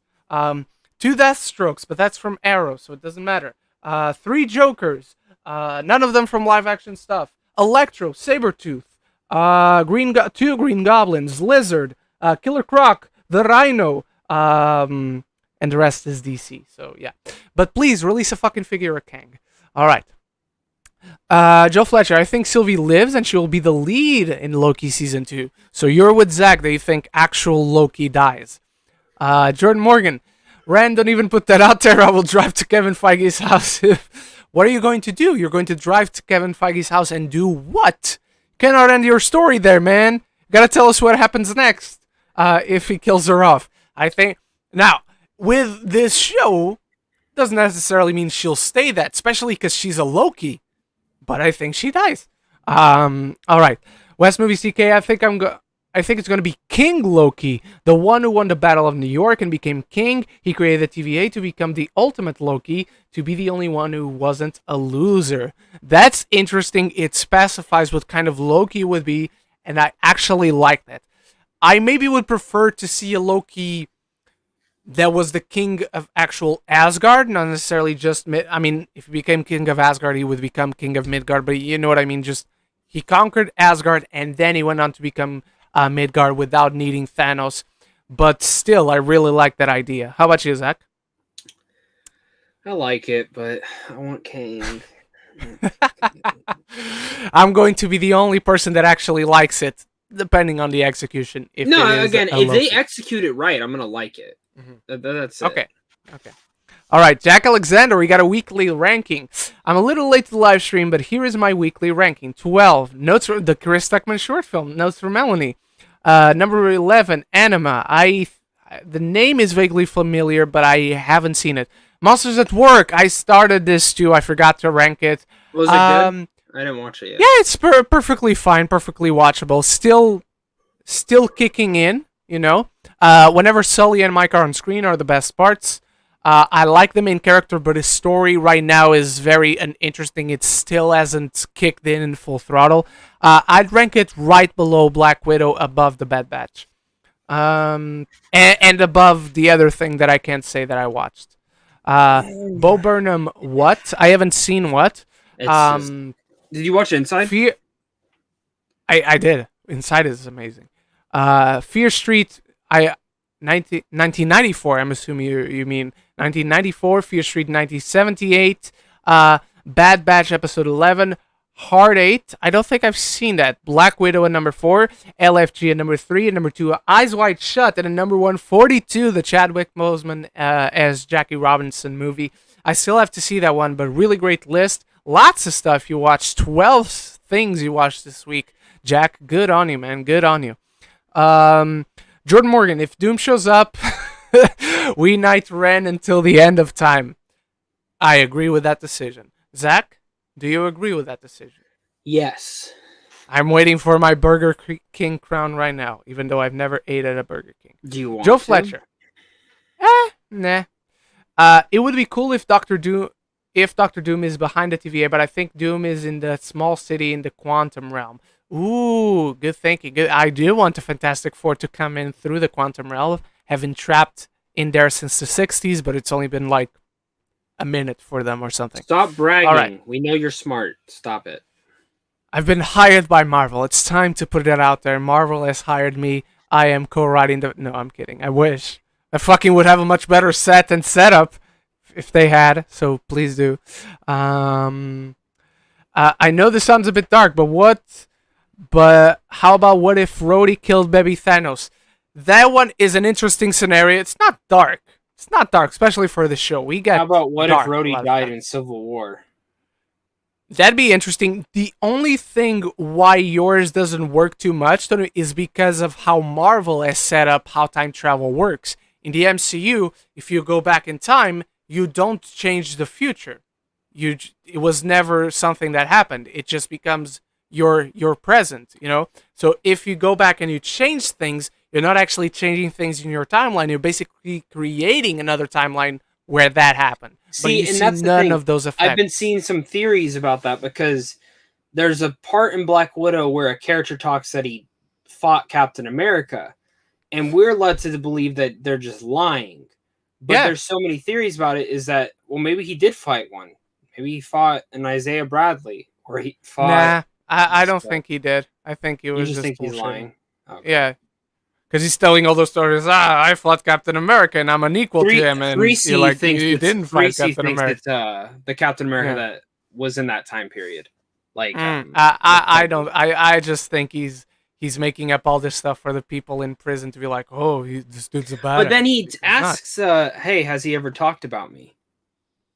So, like, because he worked because he was the Soviets' response to Captain America. Yeah. So maybe he had heard of them. That's how I interpreted it. I don't know. I interpreted it that they met or fucked or went on a date or something. I don't know. Tyler Van, good friend of the show. Are you excited for Ridley Scott's new movies that are releasing in October and November? Also, has there ever been a time before where a director has released two movies within 1 month of each other? If there has been, I don't know. Anything comes to mind, Zach? I've seen things where it's within the same year, but not. Yeah. And honestly, it's only unique because Last Duel was supposed to come out last year. So that's true. The only reason is because Last Duel was, I know it finished filming towards the end of the earliest of this year, but it was supposed to be out last year.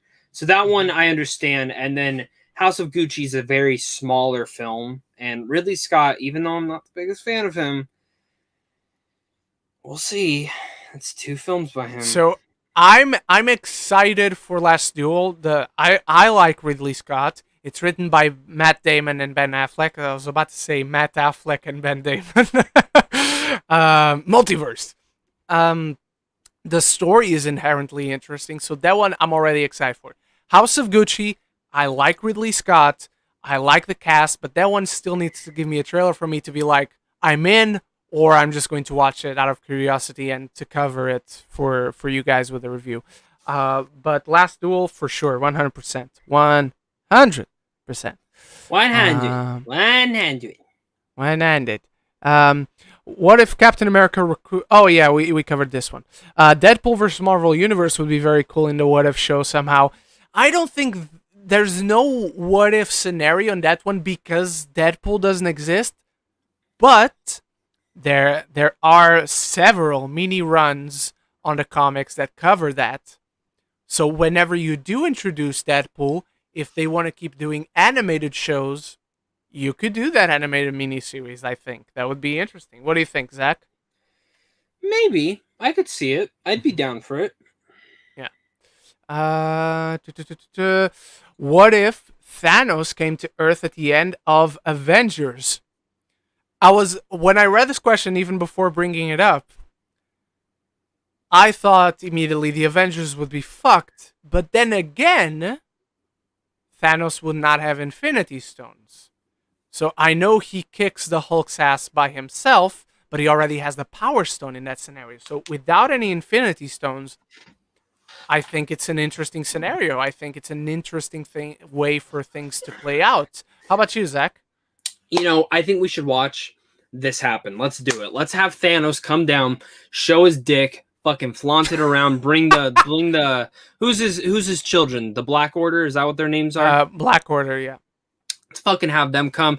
Carrie Coon's little girl, fucking disappointing. Should have been in it more. Fucking awesome. Let's have her smash someone's ass. Like let's let them just take over Earth. Like fuck it, why not? All right. I want you to know I was so Alright. disappointed when like the Black Order really wasn't in it, because when they were announced, I was like, oh my god, that's so fucking cool. I think they're in it just enough. In Infinity War. No, Carrie Coon deserves the world, man. Not in enough shit. Oh well. What if Ralph Boner was actually Quicksilver? I think WandaVision would have wrapped up much quicker. No pun intended. How about you, Zach? I just wish it was better.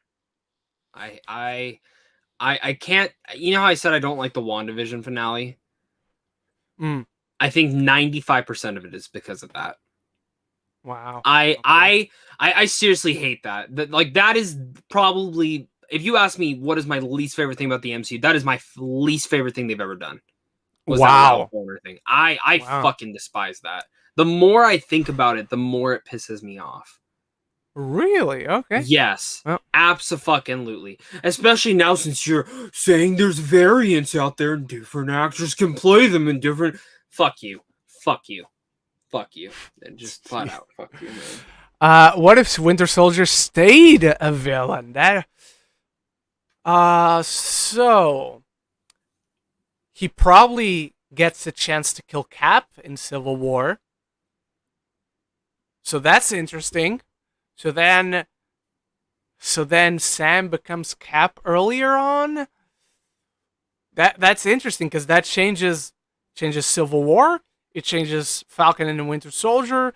It changes the entire history that he has with Wakanda now. That's an interesting scenario, man. What do you think, Zach? I don't know much about him past him, so I don't know. It's interesting.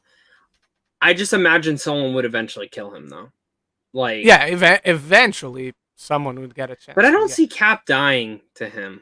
I don't see Cap dying to him. Oh, I do, because Cap fighting him, Cap was playing defense. Winter Soldier as a villain was striking to kill. But I feel like eventually he'd be like, "Fuck this! I'm gonna beat your ass, boy." Nah, Cap's too sentimental. Fuck which that, is Cap. part of what makes him a great character. Oh, he's a pussy. What if Tony died at the end of Civil War?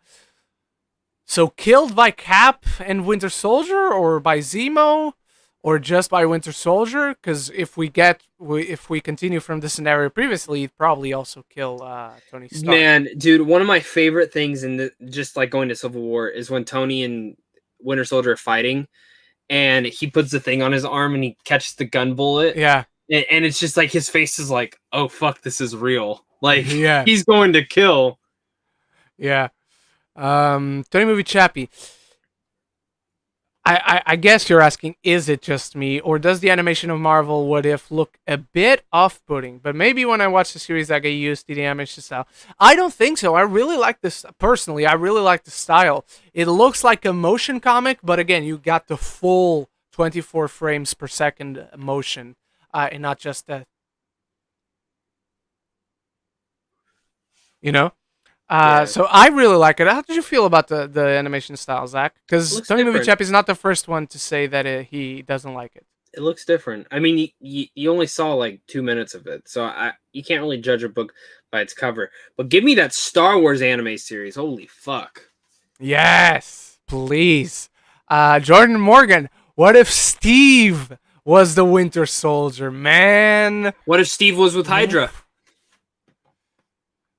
But him being Winter Soldier, man, like, in that scenario, I would like for him to have been Captain America in the first Avenger.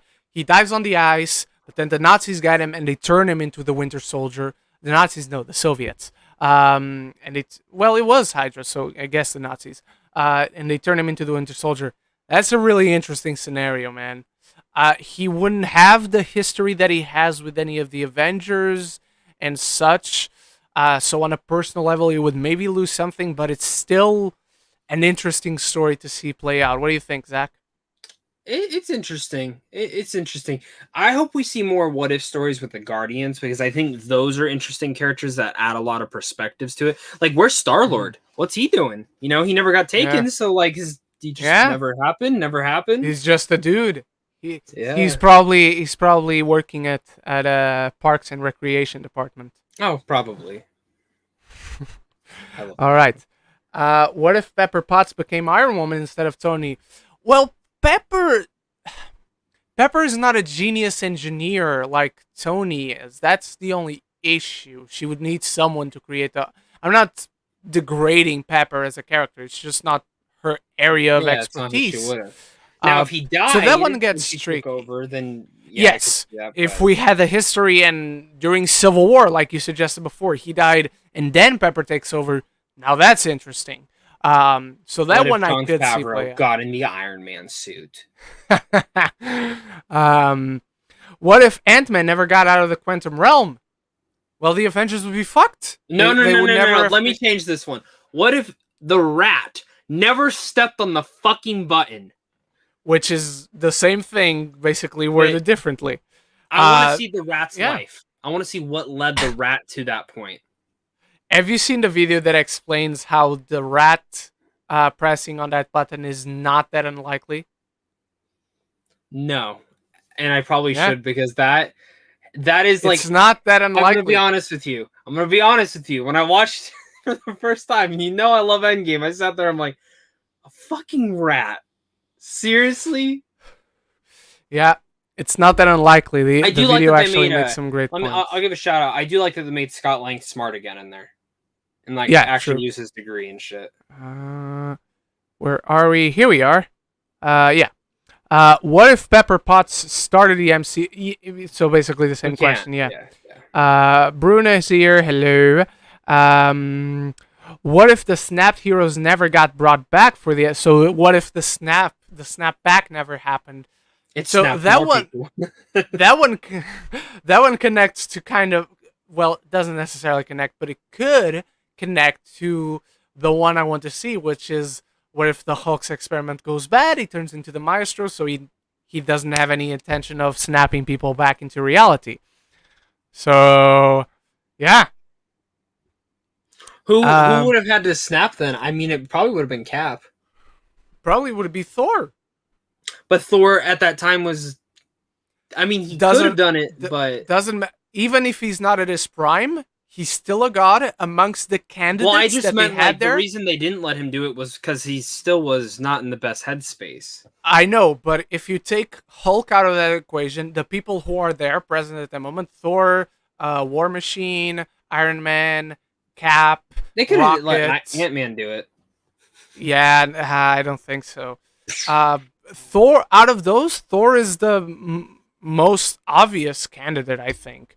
The Baby Yodas are looking at each other. They are. I mean, they're both kind of looking off screen, but I guess is Tinky Winky. Mine's Baby Yoda. No, it's Tinky Winky. No, it's not. I decide my Baby Yoda's name, not you, bitch. Tinky Winky. Ooh, this is an interesting one. What if Nick Fury had called Captain Marvel in Avengers 1? It would make the movie shorter, for sure, because the Chitauri ship don't stand a chance, but maybe that connects to the other one that someone brought up, and I apologize for not remembering exactly who it was, but what if Thanos came down to Earth in Avengers 1? He could come down to Earth if Captain Marvel was down on Earth too. What do you think, Zach? I could see it. I dig it. But she was off doing better things. I think we'll find out more a little bit. Well, no, because the Marvels is taking place after, so I don't know. Yeah. All right. Thomas Jones asks, who's your guys' favorite villain from the DCU? Zod. It's still Zod. No question about it for me. Yeah, but Steppenwolf from Zack Snyder's cut's probably number 2. I'll agree to that. I really do. I also like Orm. And, yeah, Orm is. I'll put Orm still above Steppenwolf, but those are the 3 best. Okay, here's my top. I'll do top 5. Zod, Steppenwolf, Orm, Pedro Pascal, Maxwell Lord, and then just Ewan McGregor's Black Mask. Black Just because Mask. of how he played him, yeah. I have a Black Mask figure. I'm But sure it's you from do. the Arkham games. You know It's what from the you, Arkham games. you know who you don't have though? You don't have Kang. Yeah, but I do have Marvel Select and not Marvel Legends. So I win. No, I Um, win. Number 1, Zod, easily. Number 2, Orm. Number 3, Steppenwolf. I'll go with number 4, Pedro Pascal. 2. Outside of that, they're all bad for me. I don't like. I'll go Lex Luthor. I like Lex Luthor more than most. Same. But not to say he's great or anything, but I still prefer Lex Luthor to Black I guess Mask. Darkseid counts if you want to count Darkseid. Nah, he doesn't do anything. You He don't looks fucking great. You don't do anything. I'm doing this podcast right now with you. You are with Tinky Winky So there behind we you. go. No, Tinky Winky is right next to you. This is Baby Yoda. No, All right, that's Tinky. Jordan Morgan, are you excited for Outer Banks Season 2? Rewatching Season 1 and I love it. Then I was thinking, oh, you're both going to get screeners. That's a show, I guess, but I don't know what it is. I don't watch it. I watched Zach? it. I'm definitely going to watch Season 2. Okay. It's fucking CW trash on Netflix, just without the 22 episodes, so I can enjoy it. Oh, wow. Yeah, it's fun. It's fun for what it is. The main girl in it though is gonna be Knives Out too. She's the blonde one that was cast. So she's really good. Right. So I like the first. That's season. why I didn't know her. Yeah, I think there's potential for Season 2. So fingers crossed. All right. Joe Fletcher, with the Bad Batch filling in backstory for Rebels characters, I wouldn't be surprised if in a future episode of Bad Batch, go to Mandalorian and we see Sabine and her family. What about Zeb, boys? I want to see fucking Zeb. What the fuck? Why does this Zeb always get fucked? But no, seriously, I want to see Sabine. I still believe Tinky Winky is going to be in the show. I still believe. I don't think so. Honestly, I don't want to see it. At this point, man, it's all right. I've told you I like the show. I've told you I like the show. I think it's very entertaining. It's just at this point, after the Cad Bane stuff, I was like, all right, we got to get moving. Like now you've hit that. And we did. Like it's kind of like Clone Wars and Rebels do it. They have those weird moments, blah blah, like standalone mission, blah blah blah blah. But then once you finally get into the deep, you're like, all right, now the next few episodes are gonna be like fucking. Nope. All right. Do you own any rare physical media? Well, I don't know what rare physical media is. Do I own? I own a Criterion of Inside Llewyn Davis. Do you have steelbooks? Because steelbooks usually get rare. Steelbooks. I have a La La Land steelbook. Your Mortal Kombat Blu-ray you got because it's not out yet. I mean, it's out by now. No, it's not. Not out here, at least. No, not out here. Out here, it's in next the week. UK. In the UK, it is. So there you go. I have. What was Steelbook? Steelbook. I have like. Well, but that's not rare. But I have like 3 copies of Blade Runner 2049. Is that the movie you own the most of? Like the same. Probably, yeah. Mine's Toy Story. I own the VHSs, the DVDs, the Blu-rays. I mean, if you want to count DVDs and VHSs, yes, Toy Story and most of the Disney movies, especially the Renaissance. Yeah. When he asked about rare physical media, the rarest one me and my dad actually own is Kevin Smith's film's Dogma. It's not on streaming anywhere. It's on Blu-ray and DVD. The Blu-ray's like $300 and the DVD's like $90. Damn. Okay. I have like a Cerebro that has all the X-Men movies up until Days of Future Past. I have a Wolverine Claw that has all the X-Men movies up until those are probably all rare. The Wolverine. I think the Wolverine. And then I have this. Hang on. I almost took her down. I have this Man of Steel, steel I see package it. that is the symbol. Let me do this. Hang on. Whee! So there you Whee! see it. You see it there. It's a steel package that has the Blu-ray and a You bunch are of too nice to art your inside. audience. I am too nice. Do you guys want to see me like this from now on? I'm very low, very down on the ground, very down to earth. Ooh. All right.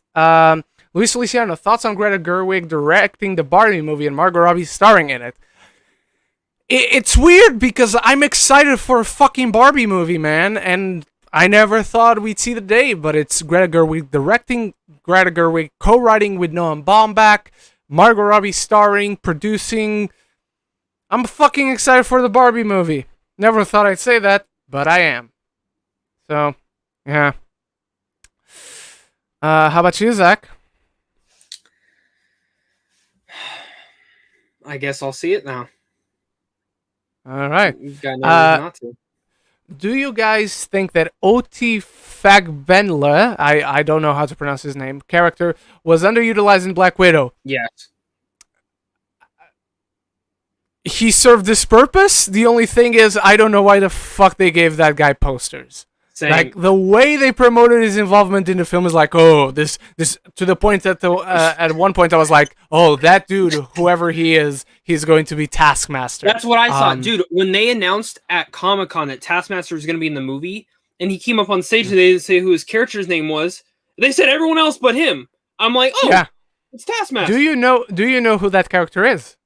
I've learned he's like, he gives a lot of shit to villains in the comics, right? In the comics, he gives a lot of shit to villains. He's an agent of S.H.I.E.L.D. He's the son of the Tinkerer, but he's the brother of Finn in Spider-Man Miles Morales, the guy who dies. Wait, say that again? Who? He's on Spider-Man Miles Morales, the video game. He's the brother of Finn. Yeah, because Finn's the Tinkerer. He's the older brother of the Tinkerer in that game. But I don't like. But the Tinkerer we have in this universe is a big guy. Yeah, they're not related in this universe. That's the thing. Watching Black Widow in a few hours, extremely hyped. I am rewatching it in a few hours too.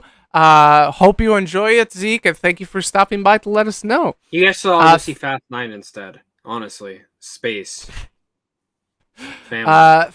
Thoughts on Steven Dorff trashing Black Widow and Marvel movies in general? It's kind of funny because the only thing I remember him for is Blade. So I know he said stupid shit, but I have not read it. I did not give him my time, my attention, or anything.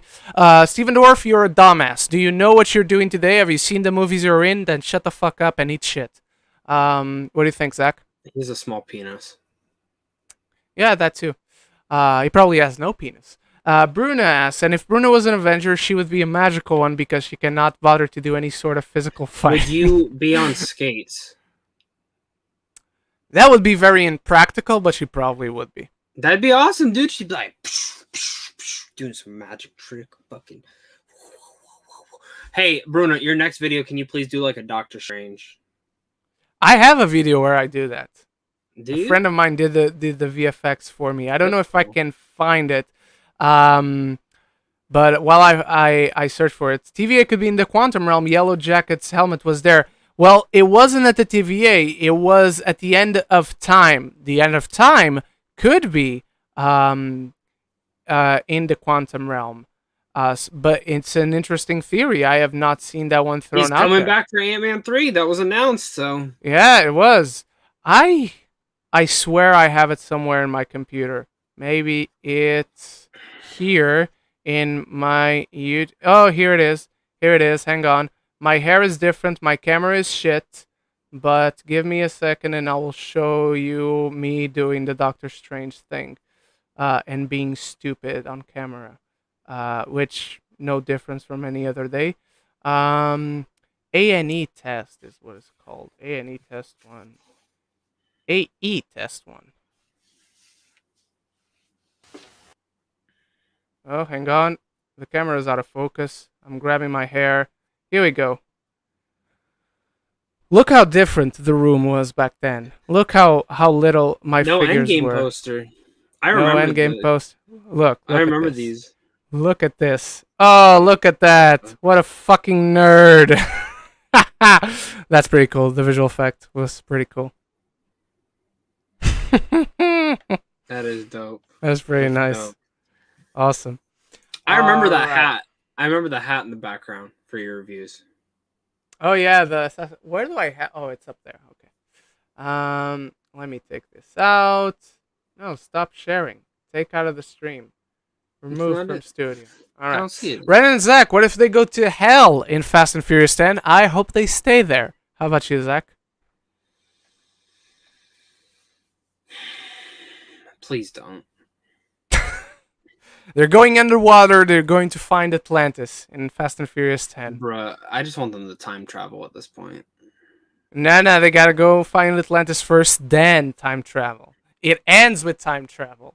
All right. I watched Black Widow on Friday night, and I had a blast with it. And top 8 for me. Natasha is such a poser, of course. If you see the movie, you get that reference. Glad you enjoyed it so much, Troll Gamer. Thank you for sharing. You're a poser. You're a poser. Did you hear the Marvel Studios will no longer sign actors to 9 films? I did. Zach sent me the news. Curious choice. Very curious choice. So I kind of read into it a little bit more, though. Apparently, they will still sign people to deals. They're just not gonna it's not gonna be a movie deal. It'll be like you have to show up in 9 different things, and they're not gonna do they're not doing every actor. So like Randall Park isn't gonna sign a fucking 5-picture deal. Yeah. It's just gonna be a date. Like, do you want to come back or no? You know, type thing like that. Where but they're major heroes. I mean, you have to have those contracts. Because if you're gonna sign, so like say like for instance like Jonathan Majors Kang, if you're gonna sign Kang, what, you're just gonna have him in one movie? You know what I mean? Yeah. Weekly ranking for West Movies TK. 5 Space Jam, number 4 Monsters at Work, number 3 Loki episode 5, number 2 Fear Street 1994, guys.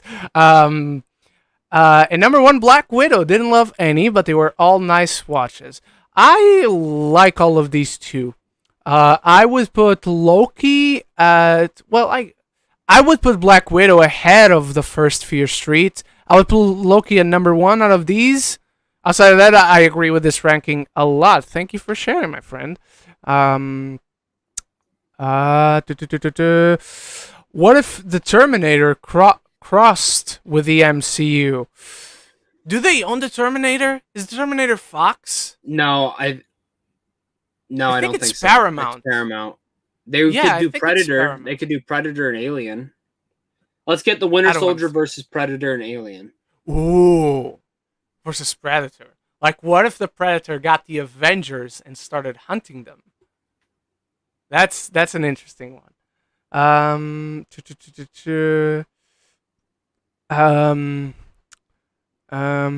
What's the MCU movie you watched the most and the least? Excuse me. The most. Ooh. I probably still haven't seen Endgame as much as I've seen the first Avengers. The least. Which one have I? Probably Iron Man 2. I don't go back to Iron Man 2 a lot.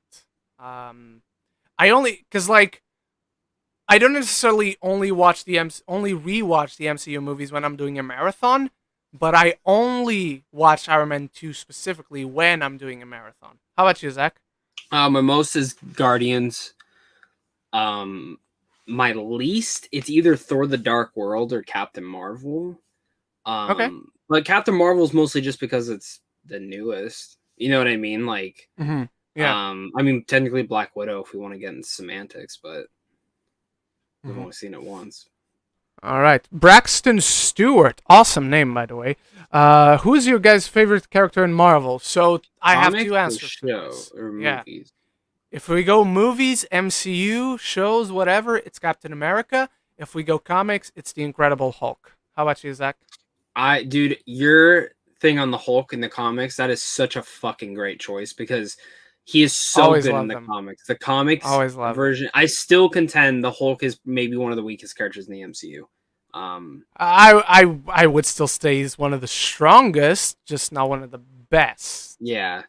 My favorite personally for the movies, it goes back and forth. There's a lot, but it's probably Rocket. I really like Rocket Raccoon. But going to the main Avengers, it's Tony for me. I love Robert Downey Jr. in the role. Comic wise, Deadpool or Spider-Man. All right. Jack Alexander, are you more excited for What If or Visions? Well, right now we know very little about Visions, like apart from what studios are doing at least one episode. So right now, and we just got a trailer for What If. So right now I'm going to say What If, but I'm really looking forward to see what Visions has to offer, and I will be covering Visions. Just don't know if I'm going to add it to my anime reviews playlist or my Star Wars playlist, or maybe both. How about you, Zach? Which one?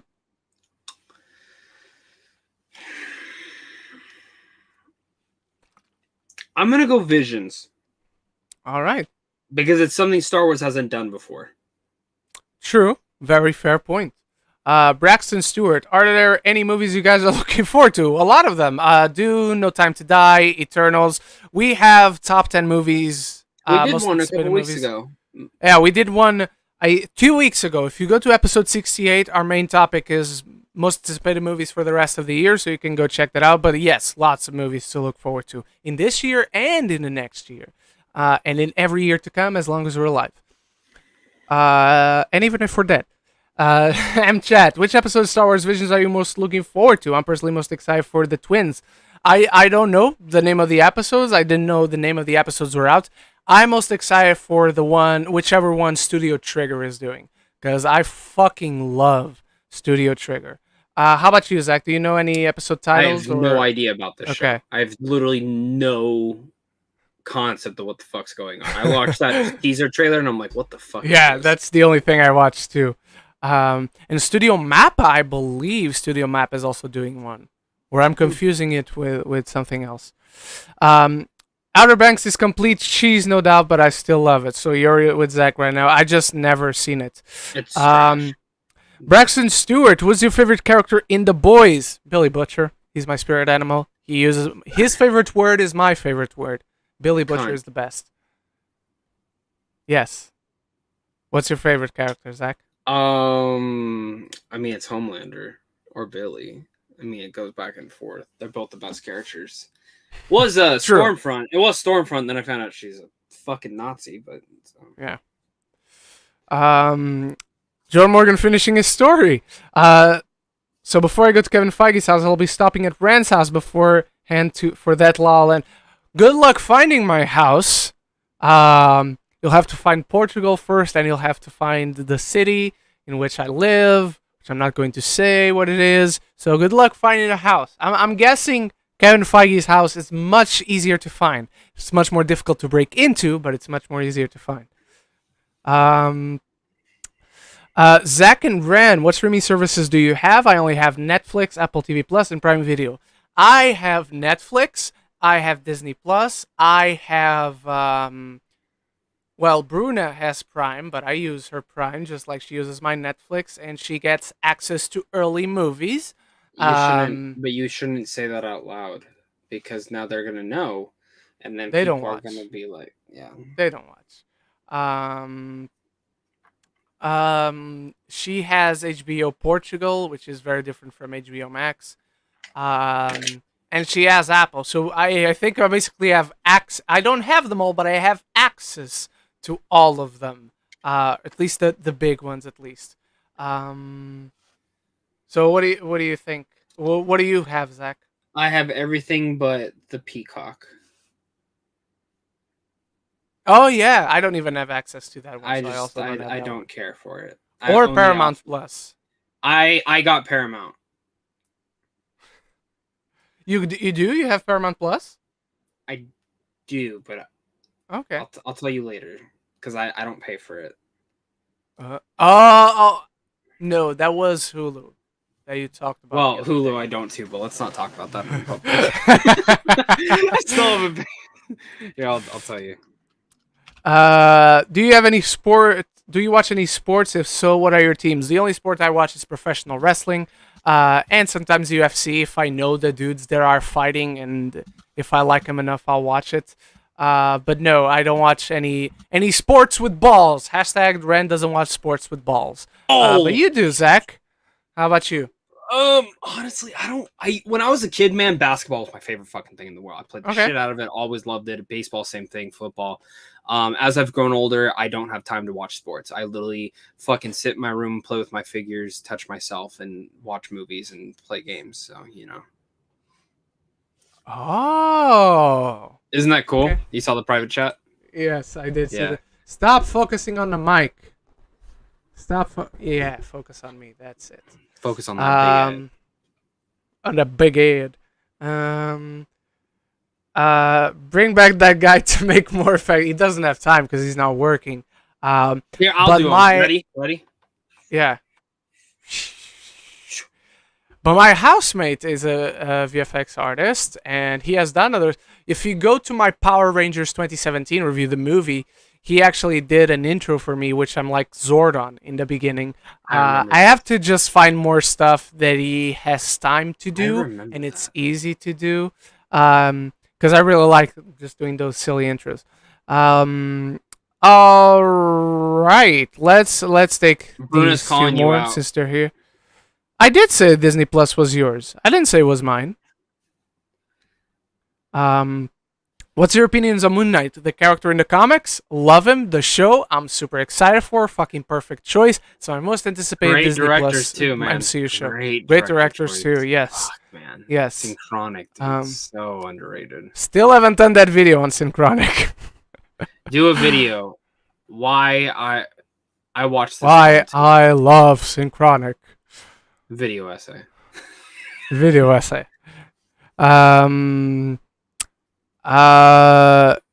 Weird question, but did you guys like 42? We just talked about 42. good. I saw still it in haven't theaters seen last it. year.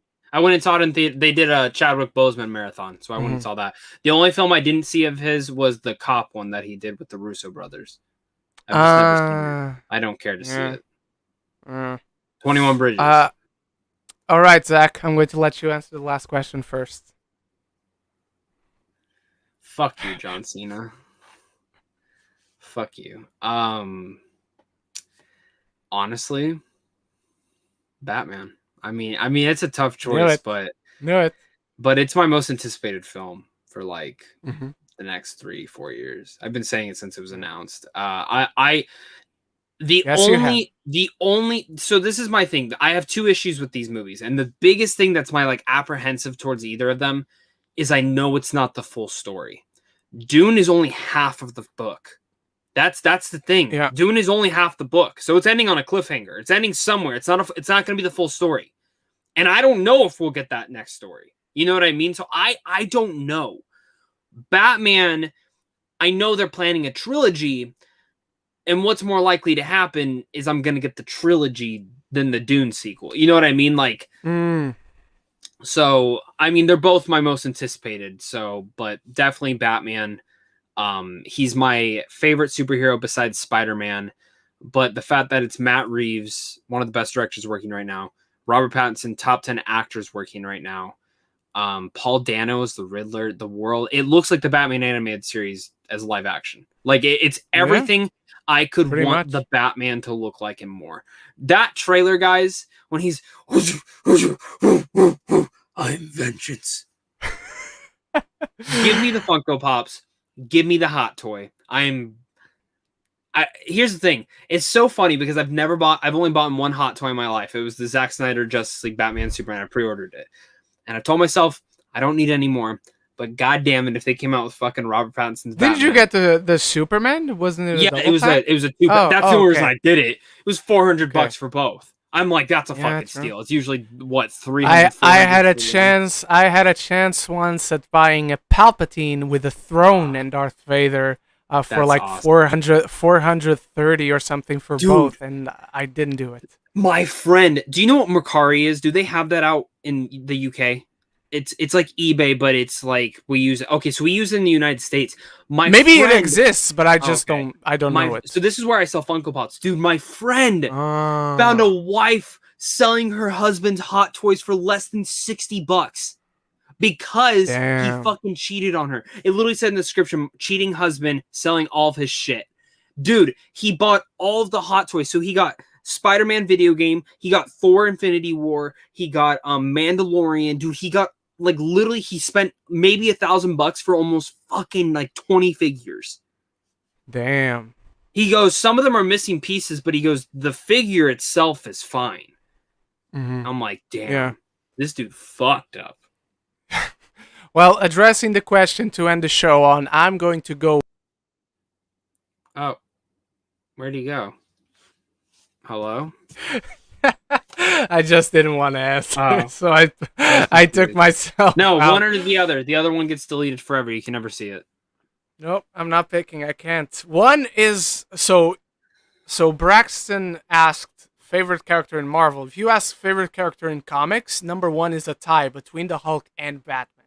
So I'm not going to pick. And Dune is directed by Denis Villeneuve, and it's right up my alley. Okay, so let me ask you this. Would you rather Nolan never makes another film or Denis Villeneuve never makes another film?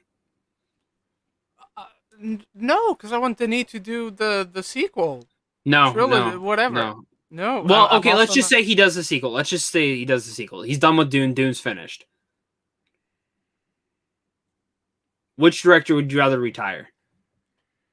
Nolan is my favorite. So, gun to my head, if I had to say someone, I would say Denis. I don't actually want it, but that's what I would have to say. Guys, Denis has literally made masterpiece after masterpiece. I'm sorry. Like, he has not made...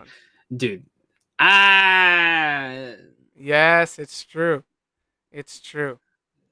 Nolan's great. It's Let's get him in a Marvel film. Let's get him in a Marvel film. Yes. All right. He's so petty, I feel like he would. You know what I mean? Like, all right, fuck you, Warner Brothers. I actually think his next film is going to be at Paramount. That's my personal thing. Or Universal. Or Apple.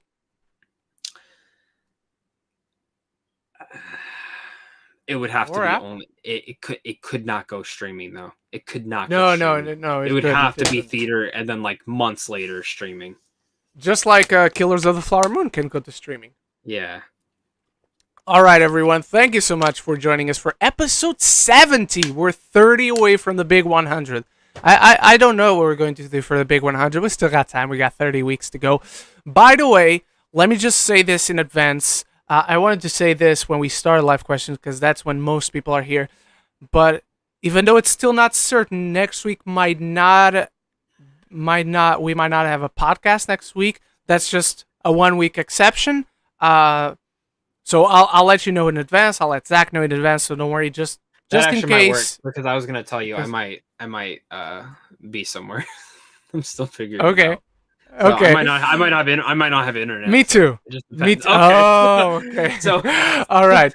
So it might happen if we still do have a podcast. It might be just me. Turns out. But thank you so much, everyone, for watching us. There's reviews galore on both our channels from this past week, so go check those out. My review of Annette will be coming out tomorrow. My review of Pig is coming out on Monday.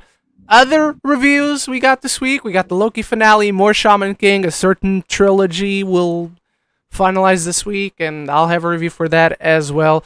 Thank you so much for joining us once more. Zach, where can the people find you online, and what do you have coming up? Well, you guys just type in Zach Pope, something will come up. It'll either be me or a soccer player, and it's probably going to be me. Talking movies. This week's big, a Pig Gunpowder Milkshake, Loki finale. I'm doing a cool video where I rank which Suicide Squad members are going to die and survive. Oh, we know that. It's honestly really hard. That was really hard to make. I don't think it is. The promotion, I think the promotion is giving everything away. Oh, see, I killed off a lot of people. I don't doubt it. I think most of them die. Yeah, I that's the thing is I showed my dad it and just like this is just spoiler. He goes, why'd you pick Captain Boomerang to die? I'm like, Dad, he's literally in one trailer. He's like, yeah, like true. He's not. I don't want him to die. The film that I did watch this week that I can't talk about, Jai Courtney is in it. So do your MDB. The Captain Boomerang solo film, right? Yeah, exactly. That's the one. That's cool. That's really cool. Yeah. I can't wait to see that. All right. I have a ton of shit this week. As I said, a net review, big review. I'll be watching Gunpowder Milkshake as well at the latest on Friday. Space Jam, Escape Room 2 come out this week. Loki, Shaman King, all great stuff. All great stuff. Thank you so much, everyone, for joining us once more. And until the next one, love each other.